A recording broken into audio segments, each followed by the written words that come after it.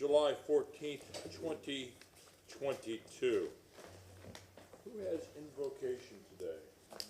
All right, then in that case, let's just please rise for a moment of silence.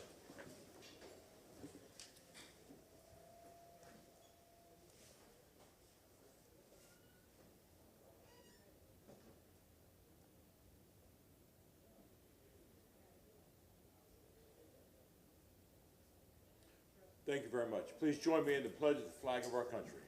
Pledge allegiance to the flag of the United States of America and to the republic for which it stands, one nation, under God, indivisible, with liberty and justice for all. Thank you very much. Please be seated.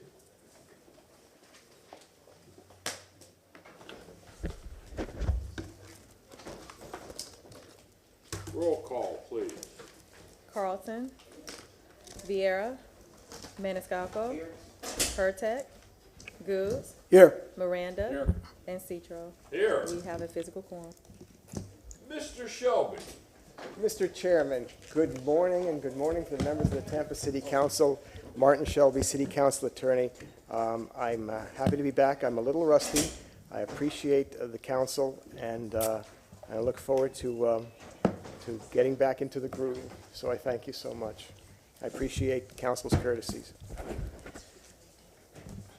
Today, the public and the citizens of Tampa at today's meeting, I saw that. the 14th of July, 2022, is available to be seen and viewed by the public on Spectrum Channel 640, Frontier Channel 15, and on the internet at www.tampa.gov/live stream. Now, members of the public can attend this in person in City Council chambers in Old City Hall or virtually participate in the meeting by using what is referred to by the state of Florida and rules as Communications Media Technology, or CMT, which requires pre-registration, and that is available on the City Council's webpage, the instructions, at tampa.gov/city council or tampa.gov/public comment. Now, to participate remotely in public hearings using CMT, pre-registration is required, and comments specific to a public hearing will be heard when it appears on the agenda.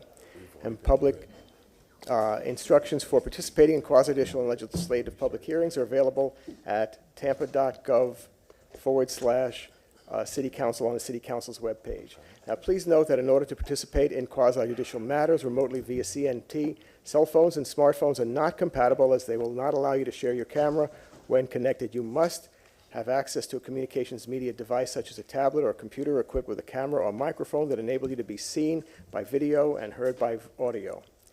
And that, Mr. Chairman, with regard to the waiver of the rules, we would ask that council please make a motion to that effect.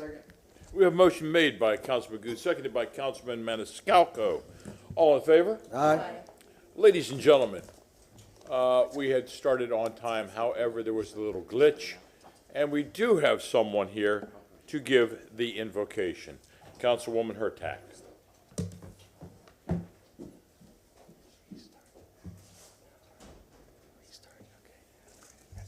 Today I am incredibly excited to bring the Ybor Misfits Micro Sanctuary, which is a small, all-volunteer nonprofit dedicated to providing care and compassion to Ybor City's wildlife, with an emphasis on Tampa's celebrated feral flock.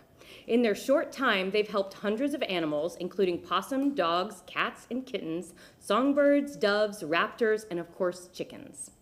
They're an offshoot of the Ybor Chicken Society, who for 6 years has been promoting Ybor City and its supportive businesses. In addition, they conduct weekly park cleanups and hold clothing and blanket drives for some of Ybor City's vulnerable residents each winter. Representing the Ybor Misfits is Dylan Breeze, a Tampa area resident since 2005. He has lived in Ybor City for 10 years. In addition to operating the rescue, he manages the Ybor City Saturday Market and serves on the executive board for the VM Ybor Neighborhood Association. He is joined by Anna Gutierrez, an Ybor City resident since 1997 and a school counselor for Hillsborough County Public Schools. Could we please rise?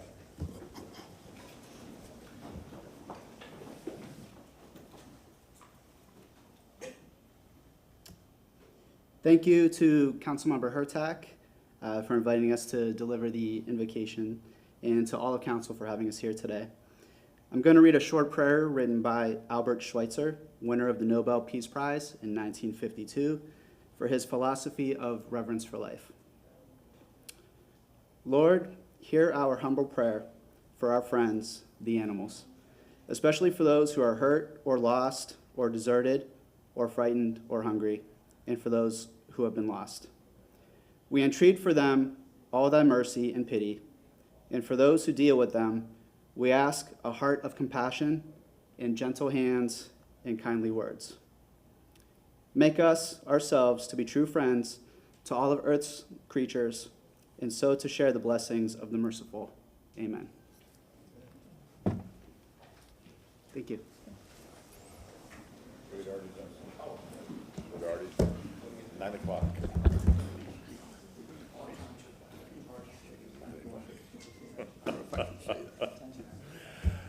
Councilman Vieira, we have a great serviceman here that I believe that you're going to give accommodation.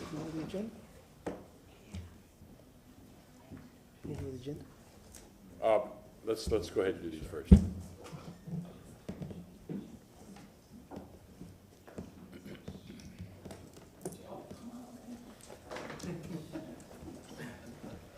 It's my great pleasure, members of council, to give a Tampa City Council commendation to our good friend, Colonel DJ Reyes, who's with us here today. Everybody here I know knows Colonel Reyes and the wonderful work that he does. Before we do, I also wanted to mention some folks who are here as well from offices. I see Pastor Tom Atchison with New Beginnings.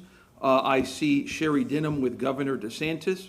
Luis Raul Loriquente with the office of Senator Rick Scott, and Marcia Mejia with the office of Congresswoman Kathy Castor.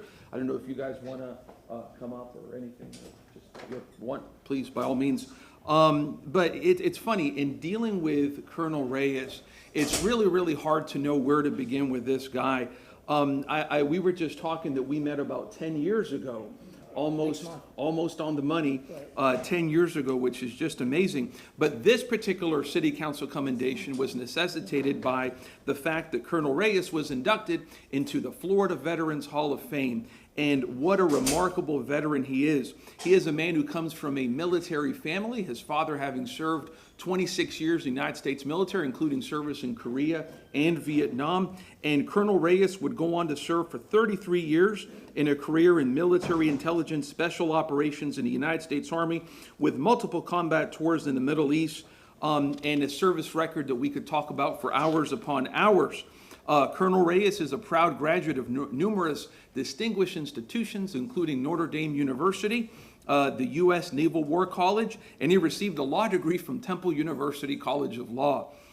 He has many achievements that I'll go over briefly, but his top achievement that I think is just the central thing that really makes everything so special is the Veterans Treatment Court that Colonel Reyes founded in terms of the mentorship program about 9 years ago, when Colonel Reyes walked into the office of Judge Richard Weiss and said, hey, listen, I want to help out your Veterans Treatment Court. From that would start the Veterans Treatment Court mentorship program for the 13th Judicial Circuit, which we are also very proud of, running through Judge Weiss, Judge Greg Holder, and now under the leadership of Judge Michael Shanti. Colonel Reyes, with his many other mentors, has done such a wonderful job in that regard. He has worked with veterans, helping veterans of Hillsborough County. On the federal level, Colonel Reyes has been a strong advocate for our veterans on so many levels. In 2020, helping to pass the Veterans Treatment Court legislation, which was signed into law by our prior president, President Trump. And in 2022, Colonel Reyes worked so hard for the bipartisan burn pit victims legislation, which was recently signed into law by President Joe Biden. On a personal level, Colonel Reyes and his family, Julie, his wife Julie, have been outstanding advocates for persons with special needs, as they have been personally touched in that regard. Again, and on that topic, we could talk about that for a whole long while for a separate issue. Other honors include being the 36th Community Hero by the Tampa Bay Lightning, serving on our City of Tampa Civilians Review Board, being the Military Officers Association of America Distinguished Service Award recipient, the University of Notre Dame's Reverend William Corby Award for Distinguished Military and Community Service, the Liberty Bell Award from the Hillsborough County Bar Association, and very soon, I suspect, serving on our to-be-formed City of Tampa Veterans Advisory Board, right? So there you go. Sure. He is a man who always gives back. I am honored to call him a friend. In the last 10 years, Colonel, we have been friends, and so much of our life has gone consistent. I always say, and this is a point of personal privilege, if you will, in my personal life, Colonel Reyes and his wife have also been something of a Cupid, I guess, if you will, always pushing me. You know what I'm talking about? I know exactly what you're talking about. You know what I'm talking about? To ultimately be with the woman I would marry, Colleen O'Brien. So he is truly one of the most distinguished people here in the city of Tampa. He is a person who, by representation of the people that we have here today, has won the respect of elected officials across the political spectrum, Republicans and Democrats, because the work that he does brings us together as residents of Tampa and as proud Americans. That is the work that we honor here today. He is a great man. I call him our Hawaiian Captain America, Colonel DJ Reyes. Coming up, buddy. Thanks. Thank you, sir.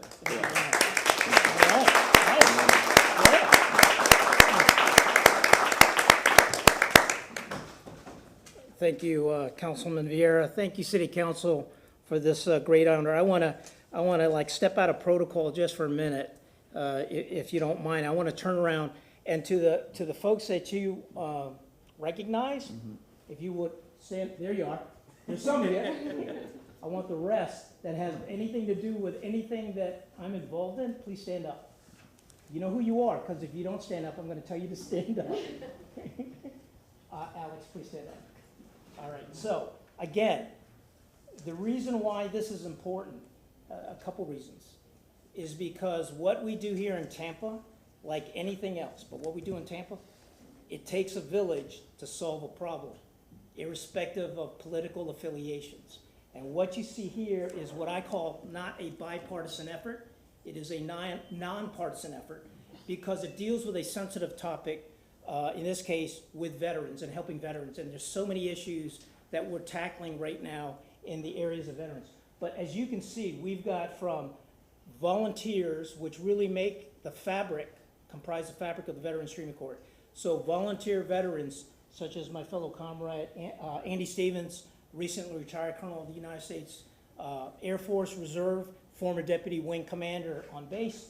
Alex Sersek from Bay Area Legal, and she has more hats than even Luis Vieira, but she is so intertwined with our military community. She's the current Managing Director of the Major General Ernest Betke Military and Veterans Clinic at Bay Area Legal Services, and of course, and she also helps run the Military and Veterans Affairs Committee on Hillsborough County. You got the good pastor, Pastor Tom from New Beginnings, and we were just there just the other day to present a donation to him on behalf of the Florida Veterans Foundation, which is the nonprofit organization of the Florida Department of Veterans Affairs, of which I am affiliated with. So we're really pleased, and Pastor, what you do there in helping our homeless and our veterans that are struggling is really hands and feet of God. It really is. And so God bless you for doing what you're doing, what you're continuing to do. I got to go all the way in the back to Anna Tenzilla from Camaraderie Foundation. Camaraderie Foundation is one of many, but it's a significant 501c3 based out of Orlando. But Anna's got this area, and they focus on our veterans, our military, our families, especially those that are struggling with some conditions such as PTSD, traumatic brain injury, and other issues that affect the very fabric of our veterans, our military, and their families. At the governmental level, we have Sherry Denham with the governor's office, and then I don't know how I rated here, but I got Luis here, I got Logan here, I got Mark from Senator Scott's office, and of course our beloved Congresswoman Castor. We've got Marcia Mejia here. Again, I wanted to point that out because you can see the thread from local, city, county, state, and federal. And I will tell you, a lot of this happened because when I got back from Afghanistan and after I retired, I was looking for some community service, because I knew I was gonna stay here in Tampa with my family. And I said, I've gotta do some sort of community service, and I saw a special on TV about the Veterans Treatment Court in Texas, and so what did I do? I picked up the phone, it was late at night, and I called this guy here, he's some lawyer at the time, just a lawyer, and I said, you know everybody, can you help me out? And the next day, he hooked me up with then Judge Weiss, who was embarking on establishing the first ever Veterans Treatment Court here in Tampa. And that was August 17th, if I'm not mistaken, of 2013. In June of 2019, I was invited to brief our program, because it's very successful. I was invited to the White House to brief it. And then I went on Capitol Hill and briefed a congressional delegation. So that should tell you where we went from 2013 to 2019, and now 2022. Tampa's Veterans Treatment Court, under the able stewardship of Judge Michael Shante, is probably the leading Veterans Treatment Court, problem-solving court in the nation. You all should be very proud of that, and you all should brag about it, because it's your, as Judge Shante always says, it's not his court, it's your court. It's the people's court. I hope today, if anything we learn, take a lesson of the Veterans Treatment Court and the collaboration and the people that come together for a common cause. And I will tell you, if you do that in Tampa for any problem, we're gonna solve all of our problems, and we will be the shining city on the hill. Thank you very much for the award.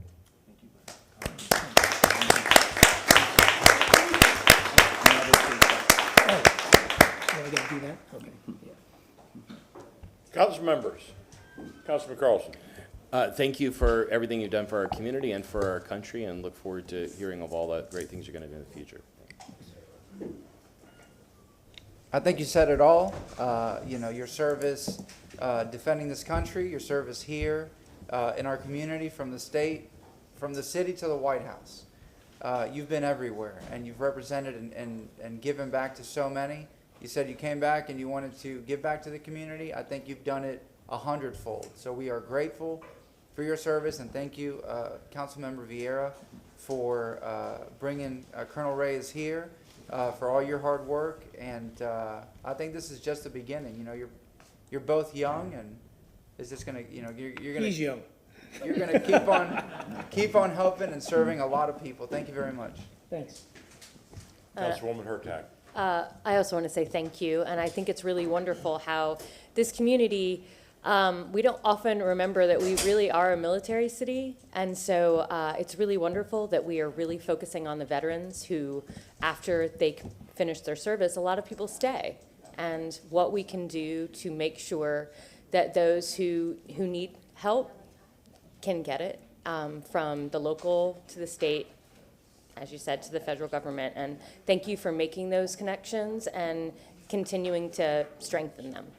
We really appreciate it, and look forward to working with you for years to come. Councilman Goose. Colonel, thank you for your service to this country. Things you're doing here in Tampa is most appreciated, and continue to, God will continue to bless you with the mindset to help folks who are in need. Not just the veterans, because I know you have a mindset to help everyone. So God bless you. Thank you for your work, sir. Thank you. Councilman Miranda. Thank you, Chairman. Colonel, you're one of the few people that I know that can get a Republican, a Democrat, and an Independent come in, and they're speaking to each other when they leave. I appreciate it very much. I see you're a cohesive individual. Muchísimas gracias por lo que ha hecho. Gracias. Thank you. Thanks, sir. Colonel, there is that saying, leave no man or woman behind. You epitomize that. Our military, our veterans are having a tough time right now. Thank you for helping them in their struggles that they may have. Colonel, thank you. Thank you very much. Okay. Yeah. All right. Do we see legal down here? Excuse me, city legal down here. Wow. Okay, then we're just going to go through it. This time, we're going to go through our agenda. And let's start with the staff reports, just to clarify our agenda. let's go with item number, there will be no administrative updates. Mr. Chairman, excuse me, sir, we might, one moment.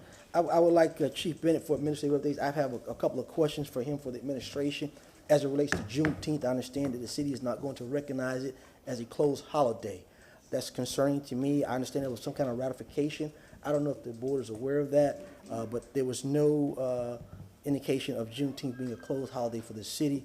I'm concerned. We did a resolution back in 2020, 568, talking about the equity and balances in the city with African Americans. And to me, I'd like to get more information on why that was not done during at that time during staff reports. I'll second that. We'll just, I'm sorry, 1 second. Chief Bennett, are you on the line?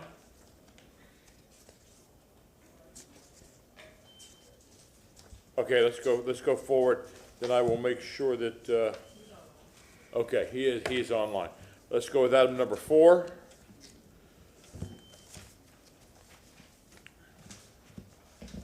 Do we need staff for item number 4? No, I would say there's a memo.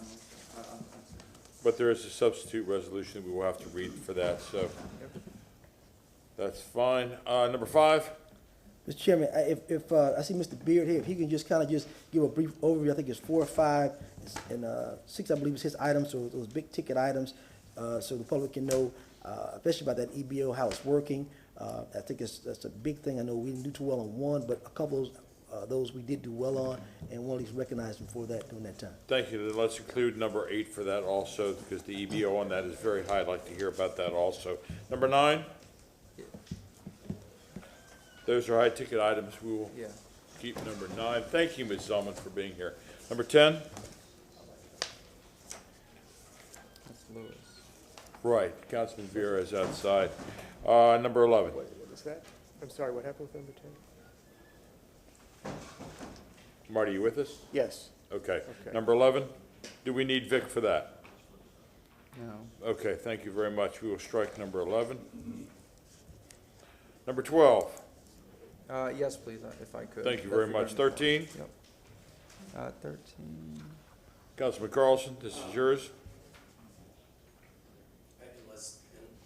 Unless staff wants to say something, just thank you to them for finishing putting this together. Then shall we strike 13? Yep. Thank you. Agenda item number 14. Yes, I personally would like to hear about that. That's the ATF money. Yep. 15. I do have a memo, but, yeah, let's say yes. Let's say yes. Thank you. Vic will be online, excuse me, Mr. B-Day will be on that. We also have a report for item number 16 from Chief O'Connor and Chief Tripp. And Mr. Stephen Simon is also here. Just keep that, sir. I would like to hear that also. 17? Yeah, why not? It should be brief. Yes. That is Councilman Vera, he's outside. I would like to hear about that also. 18? That's Yes, yours, Councilman? absolutely, yes. Okay. That would be OC. Yep. 19, yes. 19 yes. 20? Councilwoman Hurtak? Yes. And 21? Yeah, I was gonna Yes. say, I believe, yeah. Move to continue item 21 to a future. Do you have a date? Well, if I meet with council next week, we could have something back in 2 weeks, unless, The 28th? 28th would be fine. All right. We have a motion made by Councilman Maniscalco, seconded by I'll second. Councilwoman Hurtak. All in favor? Aye. Thank you. All right. All right, are we going into now the rest of the agenda? Is there anything to be continued? The addendum, what is on, Okay. A motion made by Councilman Maniscalco, seconded by Councilman Goode. All in favor? Aye. Is that fine? I do not know. Do we have a representative from FDOT? Okay. Good morning. then. Are you Good there? morning. Yes, it's Caravana, and I'll be presenting on the Kennedy Boulevard project. Oh, We can hear you, but we can't see you. All right, morning council, morning chair. Vic B-Day, Director of Mobility Department. This is the quarterly update by FDOT, where FDOT, at the request of council as of 2020, has been requested to come on a quarterly basis and present on projects that they're working on within the city.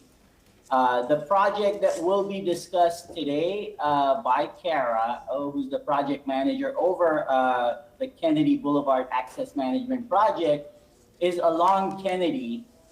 It's a safety project. Kennedy, of course, is a major transit corridor. It connects downtown to the airport and beyond. It's also an evacuation route. And the elements that FDOT has included as part of this project are consistent with the city's Vision Zero initiatives. And we have some shared aspects on this project as well. So at this point, I'd like to hand it over to our partners at FDOT. Kara, please take it away. Hang on one second. Councilman Carlson. Yeah, I just wanted to remind everybody, I made the motion to put this on the calendar. We moved it from, I think, the CRA to here so that we could talk about more than just the CRA districts. But just remind everybody that when we set this up, the idea is it's a 10-minute update.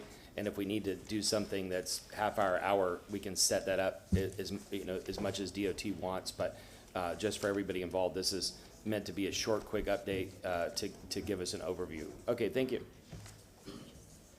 Kara? Thank you. Am I able to share my screen? Are you able to make me a presenter? Oh, there we go. Perfect.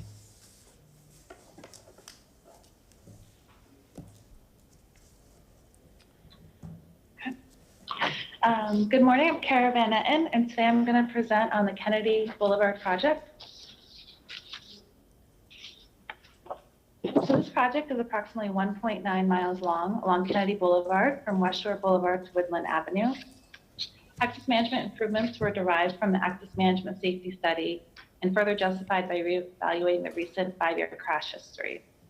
FDOT also partnered with the Hillsborough TPO to complete a multimodal safety review of the corridor, which identified improvements that increased pedestrian and bicycle safety and comfort along the corridor. Construction began in January and is expected to end early 2023. The benefit of access management is that it reduces the number of conflict points and in turn reduces the number of crashes. Conflict points are locations along the road where two vehicles' paths can cross legally. Drivers can be overwhelmed by conflict points near one another, increasing the potential for crashes. Therefore, reducing the number of conflict points reduces the number of crashes. With this project, we are directionalizing 3 medians and closing 7. This will allow us to extend 21 left turn lanes, which should provide better operation and fewer rear-end crashes. This will remove approximately 170 conflict points along the corridor. This project will also widen sidewalks to 8 foot within the right-of-way and provide other ADA improvements, such as reducing radii at some curb returns, modifying the cross slope of sidewalks along the driveways, and adjusting locations of curb cuts. Intersection geometry will be improved, which will make crosswalks safer. Signalized intersections will have LED lights. LEDs are brighter and their lighting levels deteriorate much slower than high-pressure sodium. This makes pedestrians more visible. We've seen a lot of reduction in crashes with LED lighting along the corridors. Also, there will be a new signalized intersection, pedestrian crossings at the Gradient Avenue and Kennedy Boulevard intersection and Henderson and Kennedy Boulevard intersection. This is an example of the improvements along the corridors. This is just east of Lois Avenue. The yellow objects surrounding the intersection are new LED lighting. The blue on the north and south side of the road are widened sidewalks. The white stripes at the intersections and side streets are high emphasis crosswalks. The orange in the median is a concrete traffic separator. The green area in the median is the future landscaping opportunity area. We are closing the median at Krentel Avenue and directionalizing the median at Clark Avenue. This will allow us to extend the left turn lanes at Lois and Clark so vehicles do not back up in the through lanes. Throughout the design process, FDOT collaborated with the City of Tampa and were able to implement the items listed here. A new pedestrian crossing at Grady Avenue. Grady Avenue is equidistant between 2 signalized intersections, Lois and Del Mabry.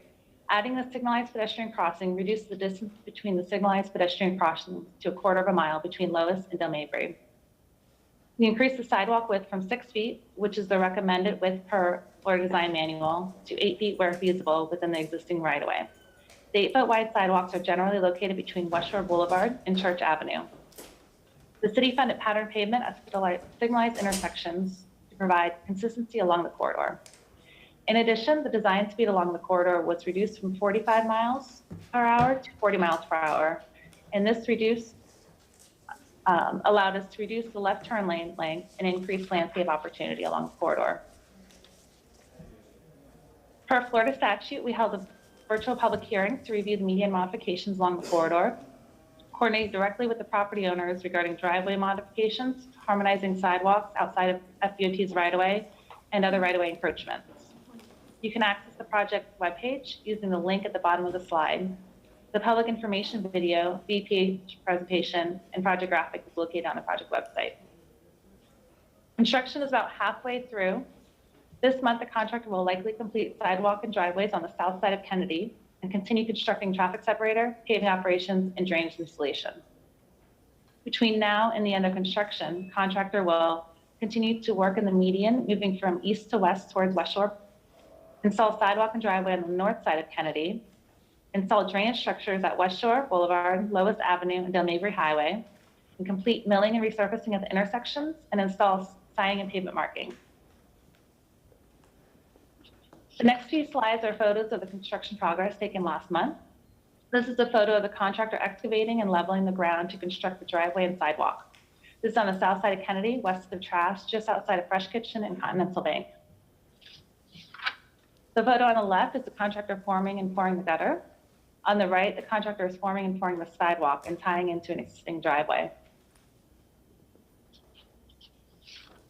These photos are pedestrian signal foundation at Henderson and Kennedy Boulevard. The contractor is connecting the fiber through the drilled shaft. I'll take any questions you have here, and you're welcome to call or email me if you have any in the future, or if you'd like any of the documents that were discussed throughout this Council members, presentation. any questions? Yeah, I have one. The bike areas on Kennedy Boulevard, are they going to be separated by any type of concrete barriers, or are they going to be open to the traffic, the vehicle traffic that is passing them by? On Kennedy Boulevard, we do not have dedicated bike lanes, which is one of the reasons why we were able to increase the sidewalks to 8 feet within the department's right of way. So they'll have the opportunity to ride on the sidewalks, which will be separated by a curb from the roadway. I'm sorry, I didn't get that. They're going to be riding on the sidewalks. Correct. So you're not going to have any type of bike lane there? Correct. Thank you very much. Any other comments or questions? Councilman Carlson. Well, if you don't mind, you just gave me another question, but I wonder what Vic's reaction to that is, since he's a cyclist. But the other question I had was, what was it, 10, 15, 20 years ago when Linda Salcena was on council, she put together like an overlay package for beautification of Kennedy with trees and landscaping and everything. I didn't see that in the slide, sorry if I missed it, but is anything like that being included? We are not including landscaping within this project. We did, as I mentioned, we reduced the design speed of the road from 45 miles per hour to 40 miles per hour, so we could reduce the left turn lane lengths and increase the green space between the left turn lanes. So if the city would like to partner with the department for future landscaping project, that is a possibility. Tara, if I may add to that, and good question, Councilman. The current landscaping that we have is being preserved, and that's my understanding. There isn't like new landscaping being added. And on the bicycle lane question, a new bike lane or a separated facility is not included as part of the Kennedy Boulevard project, primarily because it is a transit and a relatively heavily utilized corridor. we do have the Cass Street cycle track just north of there that's parallel to it and connects pretty much the same neighborhoods, at least starting from Howard going east. But we continue to work on pedestrian and bicycle safety. And with this project, the critical piece was connecting neighborhoods north and south of Kennedy with as many pedestrian opportunities as we could. And to that end, this project does that.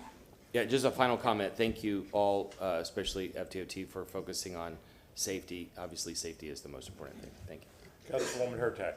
I'm going to add, as a cyclist, I don't like, generally, riding on such heavily traveled corridors is just scary, even with that. So when you have streets that are parallel, those are generally better used. And that's what I ride, because I'm terrified of Kennedy and Florida and all those places.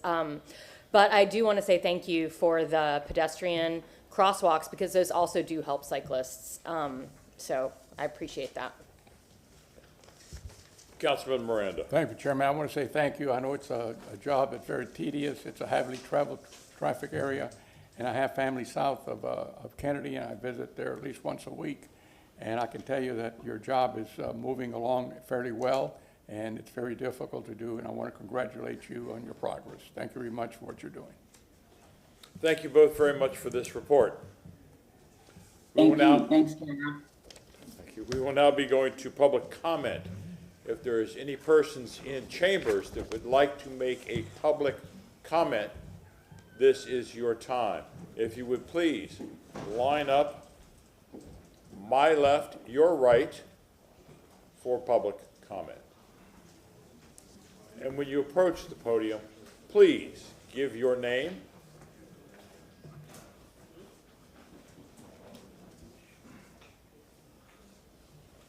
Good morning, Council. My name is Getulio Gonzalez Military. I'm a resident of the city. I have a comment to read on behalf of LULAC, Florida District 1, something that we voted on. The League of United Latin American Citizens of Florida District 1 is in support of the establishment of a tenant advocacy office under the auspices of the City of Tampa to facilitate the promotion of tenants' rights, which includes rent stabilization measures through the declaration of a housing state of emergency, a 120-day notice of rent rate increase at or above 5%, the creation of a landlord complaint registry, and the right to legal counsel for negatively impacted tenants facing eviction. I mean, we all know it's hard out there. Inflation is at 9.1%. It's difficult to get by right now. If people are being evicted because they're too worried about keeping a roof over their heads, putting food on the table, there's a disproportionate imbalance of power there between a landlord and a tenant. A tenant cannot afford to retain, more often than not, cannot afford to retain the right of legal counsel in a civil suit. A landlord probably can. And as you all know, 47% of this city are tenants. If people are being evicted and pushed out of the city, granted, like, I get it. Development is great. It's bringing business to the city. The city's growing. That's awesome. But at the same time, what makes the city unique are its people and its culture. People are being pushed out. They can't live here. Who's going to work? More often than not, 40%, that 47% of tenants, the people in the city, how are they going to get in the city? Because the public transit is awful, right? We know that. And I don't mean to offend anybody, because I know some of y'all are on different boards, probably on public transit boards. But the city has inadequate public transit. People are getting pushed out of the city. They're being evicted. That's just a recipe for disaster. So I'm urging you to take that in consideration. Please give people the right to legal counsel. Please consider rent stabilization and pressuring our great mayor to declare us a housing state of emergency. That's all I have to say. Thank you. thank you.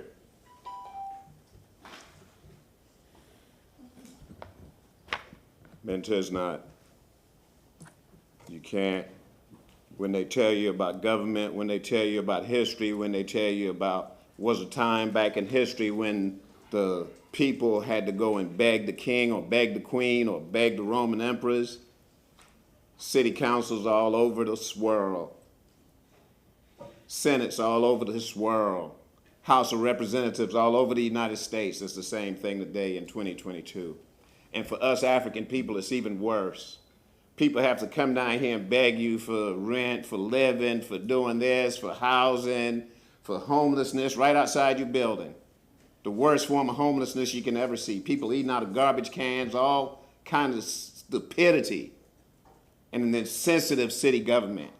Took all the benches out the park so the homeless people can't stay there and you can't feed them in the park.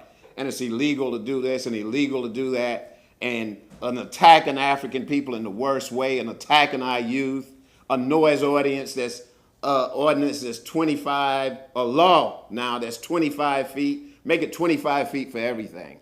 Not just 25 feet for black people in cars with music. Make it 25 feet for dogs, for birds, for stupid clocks ringing in the city hall buildings. Make it 25 feet for everything. That's what you have to do. Y'all attack African people in the worst way, and then the fact of the matter is, if we don't understand capitalism, imperialism, socialism, and communism, then we're lost. If we don't understand reparations and what white people owe us for 622 years of oppression and slavery and free labor and indigenous people's land, and when they're trying to stop people from coming in from Mexico, people who have been migrating back and forth for tens of thousands of years, stopping them in their own land when they're talking about white manifest destiny, then we're lost. And the fact of the matter is, a lot of these city workers are off the chain because if you open your mouth, then they have something against you. I'm down here 2 or 3 weeks ago doing business, standing on the sidewalk, and the person runs outside to me who are transported down here, and the worst case of hatred and racial profiling, she said, "Oh, hurry and get in the car. It's the lady with the bumps in her face, look like she has a facial disease, that's working right in this building." They say, "Do you need security to escort you outside? Because Tony Daniel is standing on the sidewalk, and we don't know, we think he's violent. We don't know if he's gonna attack you or not." The worst form of racial profiling it is. The worst form of personal profiling it is. City employees, city police officers off the chain, city workers off the chain on taxpayers' time. That's why people have to keep coming down here begging, because y'all are insensitive to the people's needs. Thank you.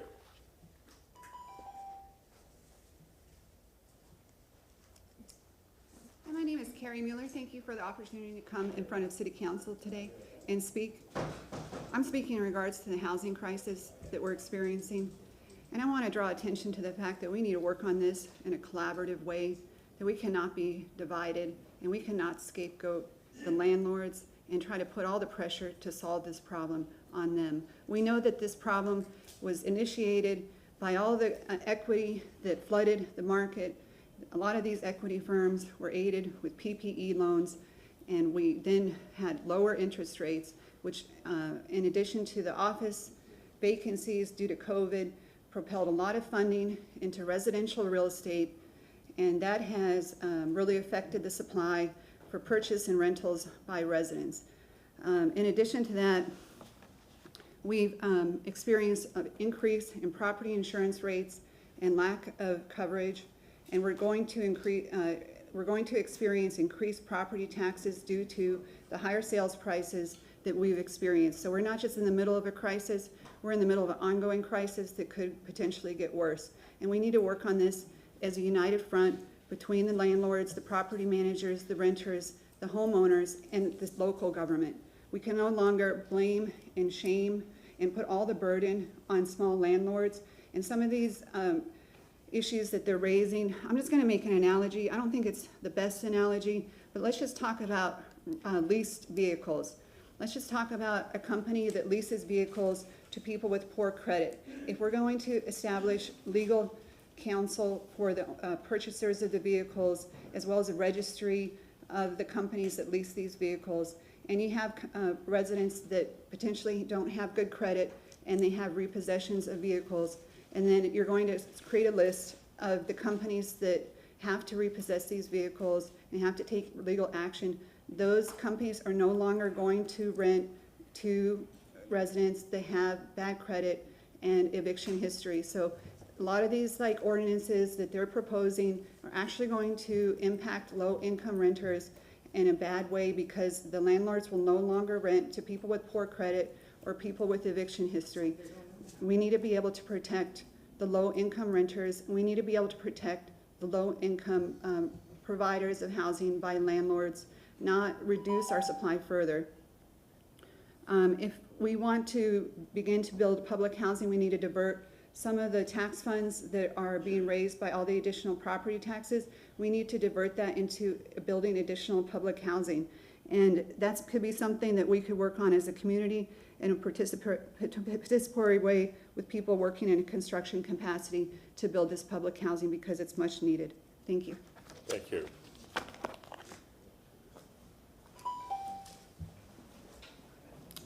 Hi, my name is Craig Birchfield. I'm a resident of the city of Tampa. I live in West Chase, and I'm here with the Tampa Tenants Union, the Party of Socialism and Liberation, and in solidarity with other community members who are here today talking about the housing crisis.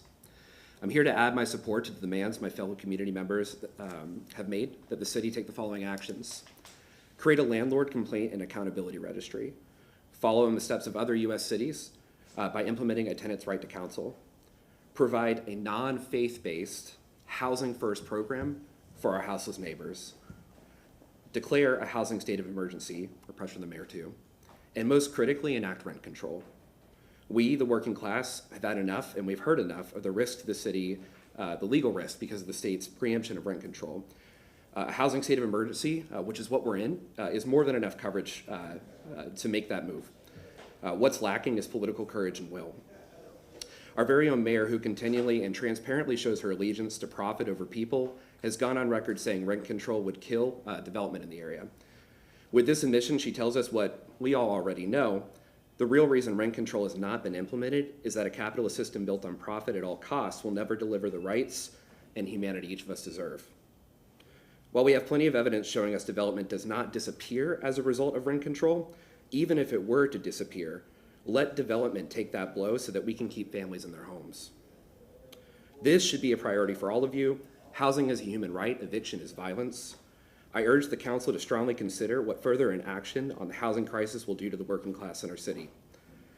If not out of a love for humanity, then at least for a healthy respect for what comes next, when those of us, the working class of Tampa, who are constantly under the threat of eviction, organize together and fight back against this corrupt system. Thank you. Thank you.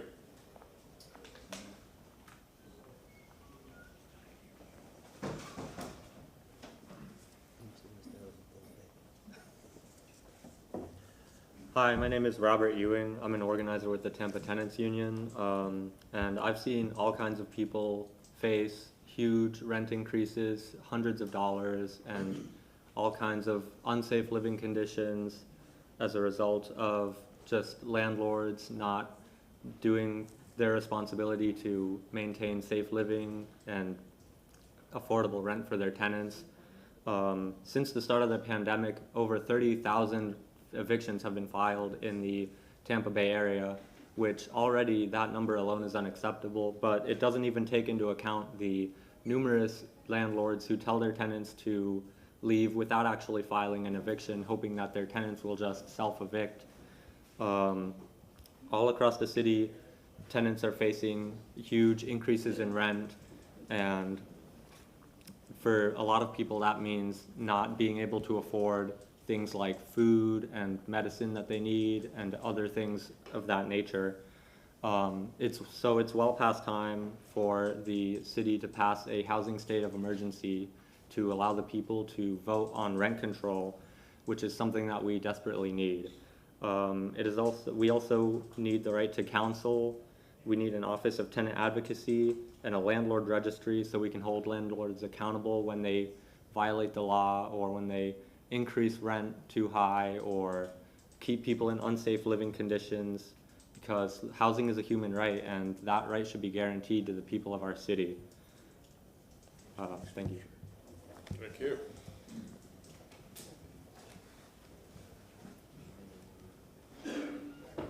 Good morning.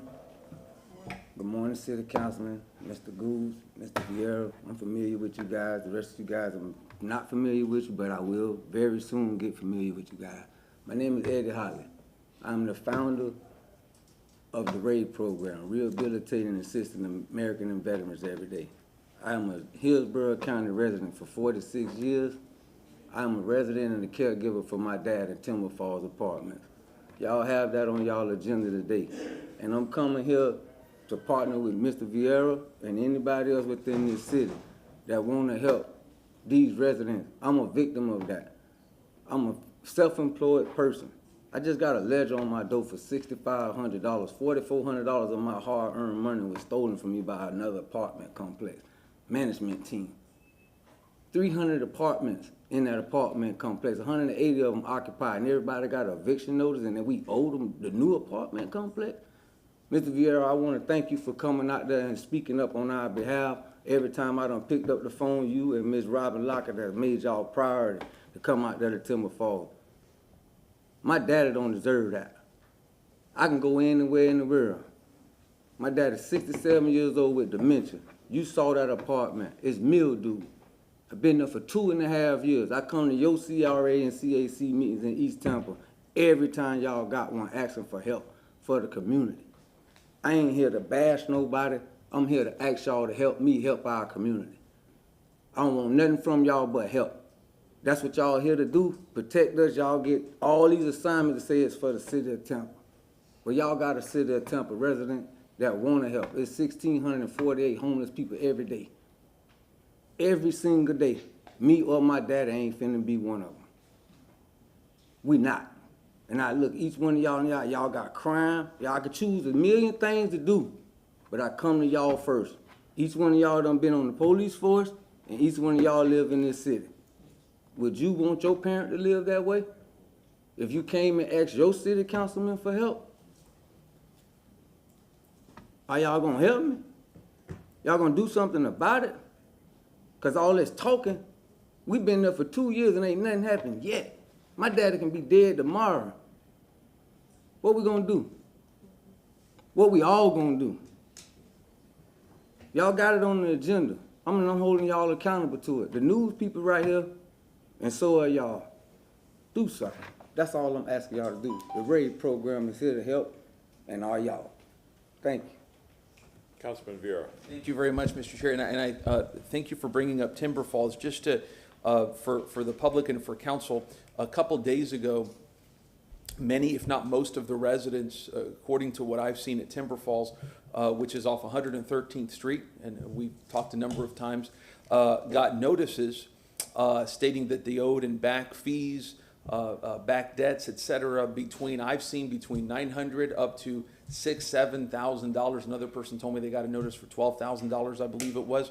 I've talked to management on that. They had agreed to revoke, I believe it was for those on Section 8, and then agreed to go forward and to talk to folks who are not in Section 8. But there is a hell of a lot of work to do on that, and that really disturbed me a great deal what I saw. I've been out there. I went out there again yesterday. I went out there, I think it was on Monday again, and I'm going to be bringing that up, and we're going to have the city look at it, and we're talking to a lot of people. So I promise you, sir, we are on that. I give you my word. Thank you. Chair.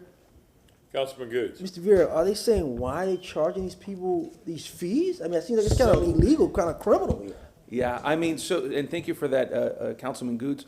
So the allegation is that there are everything from back due rent to over late payments that incurred fees, et cetera. So it's kind of vague right now, but again, to have somebody who's paying $900, $1,000 a month in rent, right? And they're on disability, they're a senior citizen, they're working minimum wage, whatever it may be, and to say they owe $6,000, $7,000, $8,000, again, just a lot to believe. This right? is what it sounds like to me, sir. Yeah. It sounds like to me development is going up in the university area, and someone has probably bought that complex now. So now we're going to push all these poor people, disabled people out, redo that complex for the college or whatever's coming, because, you know, they're getting ready to do the new building at the old Clarion for student housing that is adjacently right behind Timber Falls apartment. I used to live there when I was a young police officer back in the early 90s. So I already know what's happening, and to me it sounds very criminal what they're doing with these folks that are elderly, and we need to investigate that. So I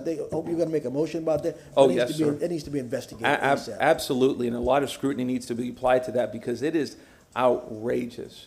It really, really is outrageous, especially when a lot of folks got notices that then get, by what I'm told, taken back without doing the homework on who owes what. And to scare people on disability who are seniors, who are working for minimum wage, again, I'm a diplomatic person. When I say it leaves a lot to be desired, it leaves a hell of a lot to be desired. Thank you, Mr. Chair. Councilman Carlson. I just want to, we still got a long line of people that are going to speak, and many of you have spoken here before, but I just want to remind everybody, and the chair can remind us, it's council's policy for a long time that we typically do not respond to questions or discussions at public comment. This is time for you all to say what you want, and then we can either have conversations with you privately or during the time that we would be discussing these sessions.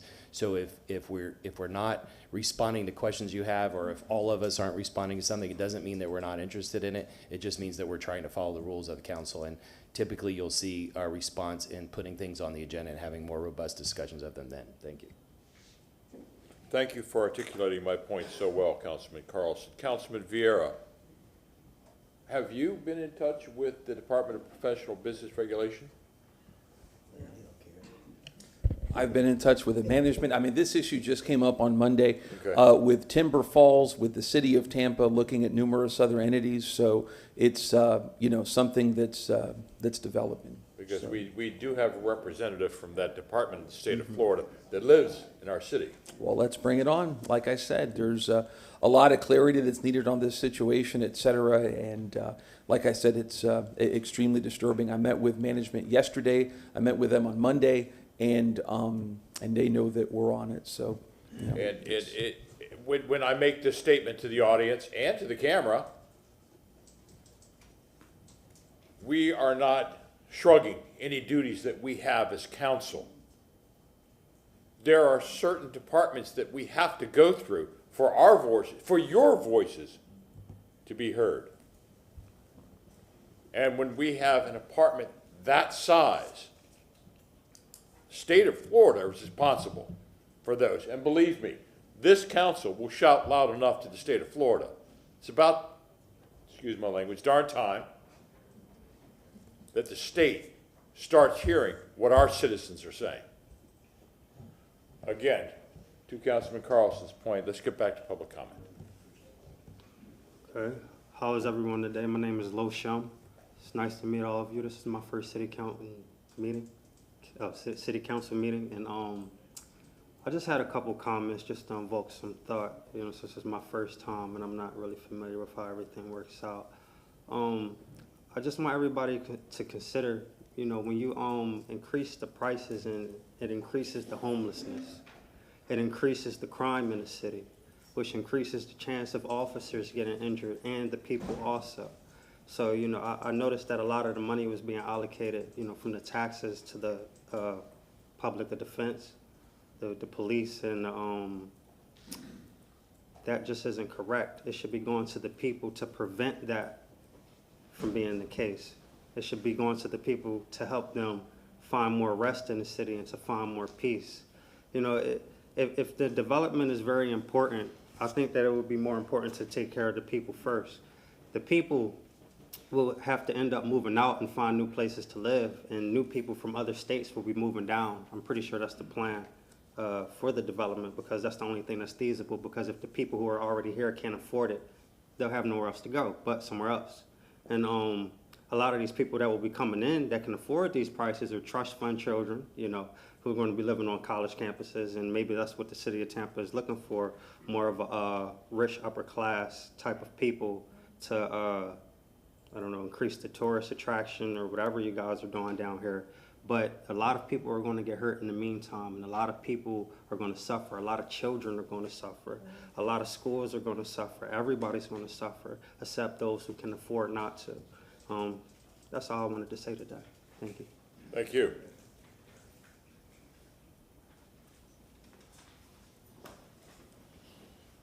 Good morning. Good morning. My name is Cheryl Faddis. I am a tenant at Timber Falls Complex. I've been a tenant there since February of 2019. Every February, of course, I'll go up to renew my lease. And this particular time, February of 2021, I approached the office to renew my lease. And I was told by management, Dewan Burse at the time, that we're not going to renew your lease right now, Ms. Faddis, because I just got a payment from our Florida. And your rent is paid from February, beginning February, until July of 2022. At that time, Ms. Faddis, we will be able to renew your lease. It didn't sound right, but I can't go into the office and renew it myself. I went 2 weeks begging this man, please renew my lease. I said, I won't even be able to qualify for our Florida without the lease, and I need the assistance. And he said, well, what you will do is submit your old lease to our Florida, and when they call me, I will discuss with them why I'm not renewing your lease. He said, don't worry about your rent at this time, you have a credit. This was in February, like I said, when the checks from our Florida came. They're made out to Timber Falls, so you will have to take them up to the office and let them apply to your rent. He agreed to receive this payment, and this July 1st, I knew that that was the last month for my rent to have been paid. And I go up to the office to tell her, may I please now renew my lease? She said, no, ma'am, you have rent in arrears. And I'm saying to her, how is that possible? Our Florida paid 6 months of rent for me. She said, yes, but the reason you owe is because although they paid your monthly amount, Mr. Burse placed you on a month-to-month lease. At that time, adding $300 additional to every month. So now I'm $1,900 in arrears. On the 5th, I gave them $1,300 just because she said I owed. After giving her $1,300 on the 5th, she put a $1,900 eviction notice on my door the very next day.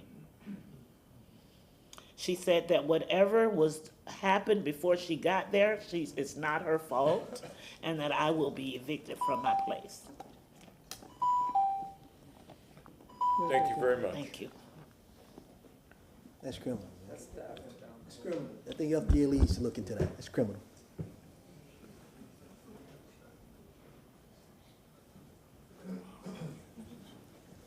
Hi, Just getting mad, Charlie. Hi, my name is Simon, and I'm just also standing here in support to talk about encouraging the city council to take action against the housing crisis. Of course, I support recent developments to support tenants' rights here in the city of Tampa, support stuff like the Tampa Housing Hotline, useful resources to make sure people can stay in their homes. I also support other measures that people have brought up here today of a new homeless shelter. Of course, there is one more I wanted to suggest. As discussing the annual budget comes up this fall, I encourage you to consider putting more money towards housing. The $4 million from the past couple months has been very good, very helpful. Definitely support that, but I think this should really be incorporated into the budget for the next fiscal year, because this crisis isn't going away, as you can see by people continuing to show out month after month, and just really encouraging you all to, put your money where your words are, and really try to make sure this community is supported and that individuals are getting the support they need, whether it's utility bills, covering rent increases, or application fees, making sure people can stay in their homes and aren't losing them. Thank you. Thank you.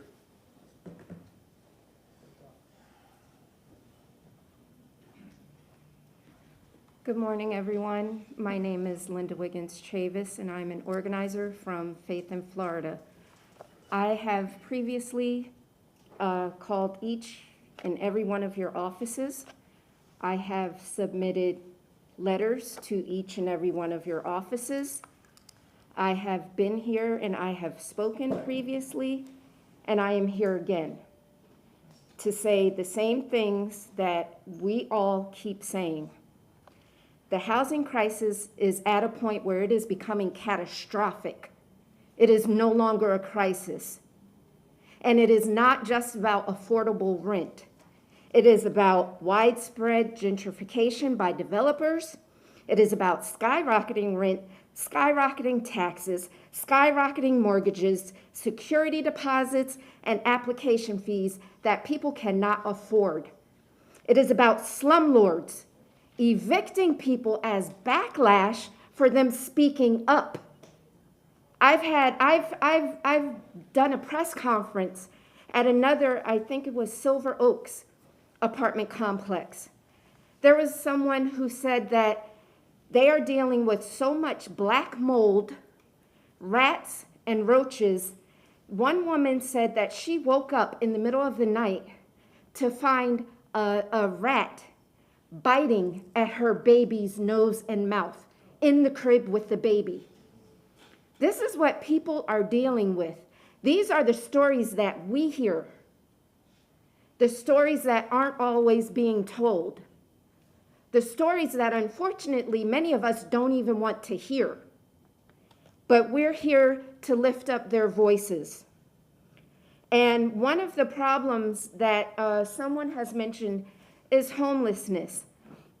We've had so much money come into Hillsborough County, into the city of Tampa, that is supposed to be earmarked for emergency rental assistance. People are not getting that money in enough time. So people are becoming homeless because of this. Once they're homeless, what does emergency rental assistance do for them? Nothing. So the homeless population just keeps increasing and increasing and increasing, and nothing is being done about it, or not enough is being done about it. This cannot continue. I myself am not affected by the housing crisis.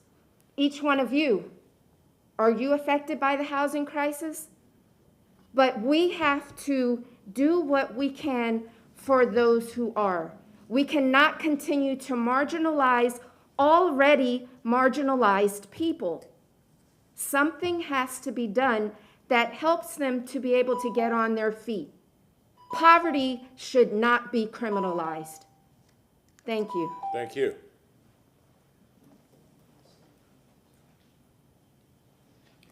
Good morning, Council. My name is Nathan Hagan.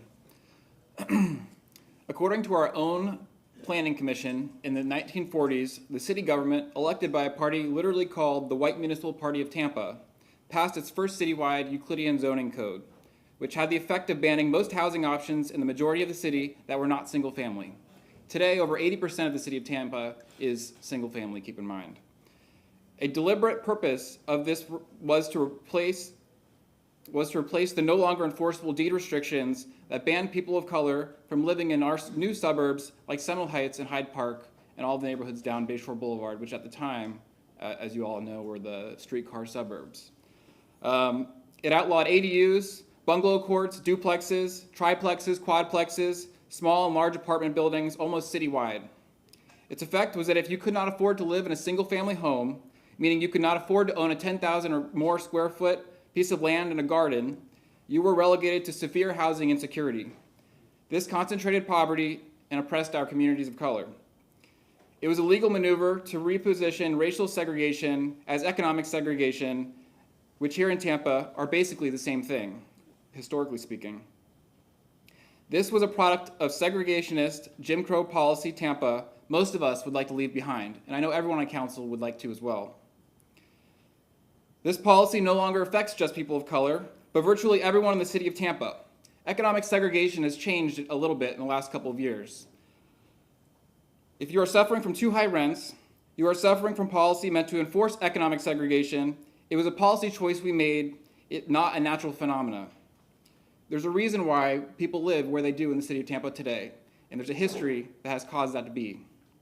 This framework has never been fundamentally addressed. The only way we can do this is by legalizing more housing types, including ADUs, triplexes, and quadplexes broadly throughout the city. Not in one neighborhood that we want to target free development, but also in neighborhoods that fought to exclude the people who live in those neighborhoods we talk about redeveloping today.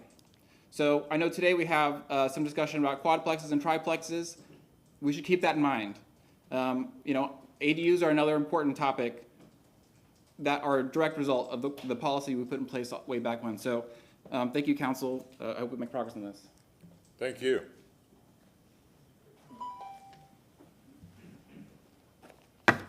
Good morning, council. My name is Robin Lockett with Florida Rising. I want to bring background to Timber Falls. Over a year ago, we started working on Timber Falls. I think the system is designed for everything to be a failure.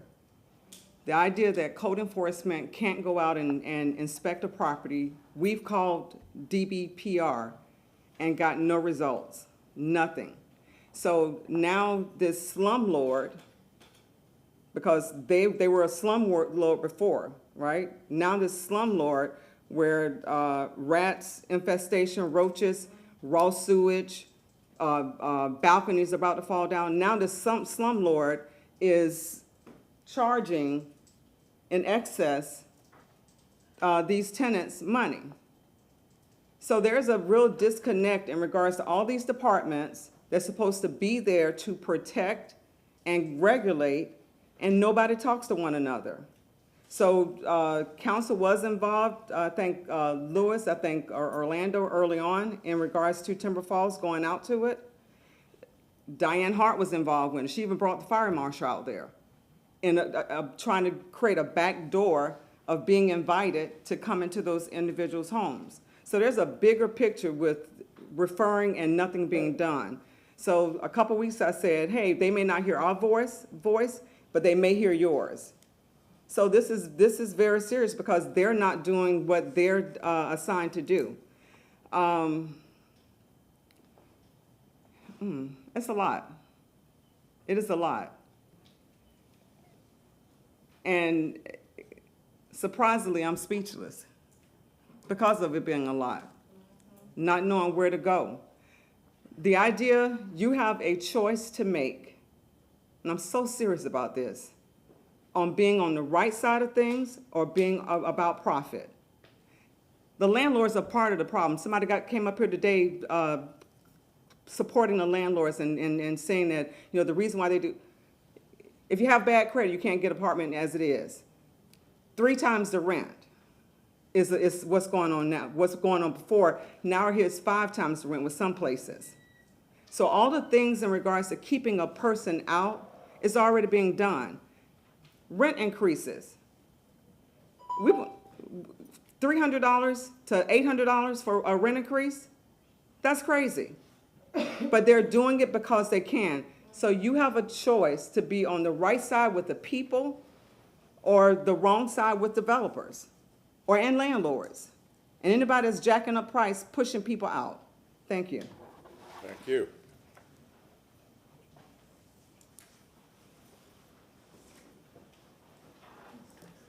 Good morning, Council. Michael McNabb. I'm here to speak on item 111, and there's quite a few people today that are... Are you speaking on that? No, I'm not. I have a question. We have quite a few people that wish to speak on that item, and I wondered if you thought we would get to that item before your lunch break, or it would be this afternoon so I can let people know. We do have a very, very busy agenda. I'm going to say that I'm probably going to say that we are probably going to see that after our lunch break. Thank you. That's all I wanted.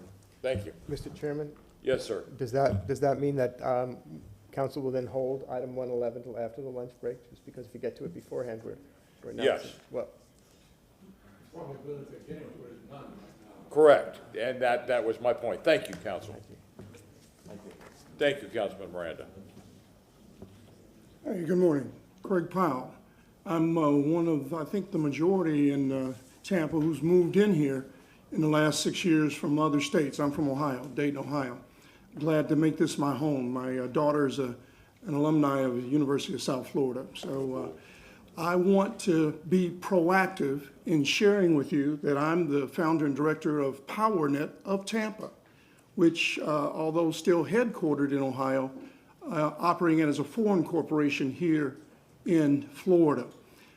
Do you all know that Hillsborough County has the highest recidivism rate in the state among the top 10 most populated counties in Florida?